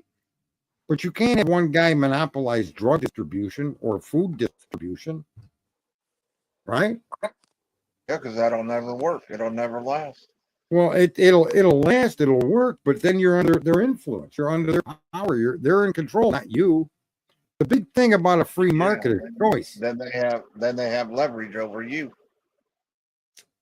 Correct. They're the controlling person in the purchase because they control the outlet to even allow the purchase, right? So, and then they'll price things out of the market for the guy that makes, makes 400, 500, 600 a week. He needs a pill. The pill's $1,100 a month. The fuck, you can't live now. So there's a whole bunch of array of reasons why major corporation of a country like ours could become deadly. And Americans don't seem to be even lifting an eyebrow to that. As a matter of fact, someone in my chat told me corporatization is good. You don't know what you're talking about. I was like, yeah, okay. Corporations didn't build this country. People did. You didn't see Johnny on the fucking spot. You didn't see the fucking little RX stores that were selling Coca-Cola back in the day go incorporate and buy up every other fucking store like us in the area, right?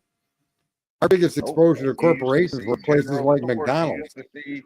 Like general stores and stuff. That's all gone. Yeah, and you had the big retailers like J.C. Penney, but Sears. So they're in other words, that was the early on but those corporations weren't buying out all the. Oh, yeah, Kmart. Right, and then Walmart came in and pushed them all out. Yeah, so there needs to be a modification to the way it works. And then the worst part is not even so much that they're American corporations, but Nike is owned by a multinational that's controlled by China. They literally pay $1.60 an hour to make those sneakers. They'll sell some of our citizens $1,000 a pair. They're made in Chinese fucking sweatshops. It's crazy. It works well in China. Yeah, this fucking has collapsed. You don't hear anything from China. He slapped some of the fucking tariffs and they ran with their tail between their legs.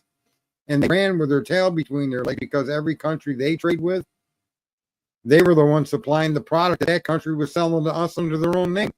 Canadian products coming in a Canadian box were built in China. He put an end to that too.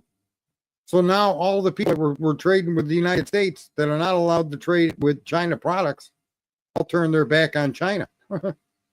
It's fucking genius what this guy did. And it's been long overdue. We should have done this in the 60s, in the 70s. But it's finally being done now. It's absolutely genius what he's doing. So, all right, you guys say something. We're in here for, wow, that's a long stream. I'm hoping I'm going to go check on YouTube that I get my 100 likes for Rollo Clown comment. Let's see. I'm up to 90. We only got 8 people watching. I bet you if I had to get likes over on X, I'd have my 100 likes on X. I still got more people on X than I do YouTube. I like chemicals. You have more people on X than you do on YouTube? Yeah, watching the stream. Really? Yeah. Oh, wow. Yeah. Oh. I used to be big on Twitter and politics. I had a big account over there, way bigger than I have now. And I was banned 21 times. Twitter erased everything I had. And I had to come back under a different name with a different phone number and a different email address. 21. They banned me once for a topic of Nikola Tesla, and they banned me on a topic for autism. Where my go ahead. Go ahead. On X or Twitter? Twitter before Elon bought it. Oh, really? Now you could say anything on Twitter. Any word that society says you can't say any bullshit. You say it right on Twitter, you won't get banned. I was never any good at Twitter. I was pretty good. I used to write what they call threads. So you could put in so many words, so many letters per box. And so you would write, a big dissertation. You'd have 10, 20, 30 boxes. And it'd be a thread. You'd put the number 1, 1 to 15, you'd fill out. I used to do a lot of stuff on Twitter, especially when it came to politics and then some of the topics you're going to talk about now. I wrote big threads on those. And I did pretty well over there. And I did streaming too. I had a channel on here for streaming. And even that stream, I used the name Sergeant Friday. I also used that name on Twitter till they banned it. Now they call me MS Spygate.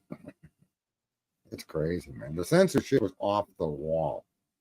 And it's still there with some of these social media companies. Yeah. You know? I'm saying California is gay. JS brother. I don't think all of California is gay. It's probably one of the most beautiful states in the country. Being occupied, run by a bunch of criminals. And that's why California is such a mess. Imagine turning your water to drain into the ocean rather than go to your farmers down south. I mean, nobody can make that make sense. Right. Look at what is it saying? The California guy. So what if he's gay? Trump's got a few gay people in his administration. As long as they know their job and they do their job efficiently, who gives a fuck? Gay, black, tall, fat, who cares? You know, that never really. But if you're an idiot, right? Newsom's probably sucking fucking birds or something. He's gay. His kind of gay is not a normal kind of gay. Not by the way he runs that state. Oh, he's not talking Newsom. What are you talking about? Cali Gov is gay. Wasn't the governor of California Newsom? What are you talking about? How about that guy in, what is it, Minnesota that went and shot and killed a politician or two? Used to work for the governor of the state who ran for vice president with Kamala Harris. How you like them apples? That's like, what the fuck? 100 degrees in the summer, 100% up north. The whole Cali government. Oh, I'm sorry. All right, well, then they're having gay orgies at the Cali. Oh, well, what are you going to do? It is what it is. Well, folks, I appreciate that you joined me. It's been Well, very thank you fun. for having us. And, you know, like usual, at the end of the stream, I just boot the people that are friendly enough to join me. Bam! And out they go. I didn't even give Port Donald a nice chance to say anything.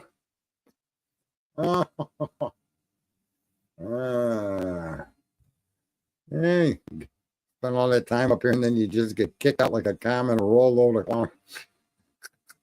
But you're not banned. You're definitely not banned. It's just, you know, it's my way of saying bye-bye. But it was a fun stream. I appreciate it, folks. Wide ranging, all over the place, many different topics. We even had a special appearance by a roll of clown who, based on satellite imagery, is in fact masturbating the pictures of his mother. No one knows why. Except roll of clown. Oh, that shit was fun. Oh, they all kinds of dumb things. They're blissfully ignorant and ask no questions. It's they're interesting gaggle of fucking people. But anyways, folks, in the meantime, I just want to say be good or be bad. If you're gonna be bad, don't get caught. Everyone, you have yourself a good night.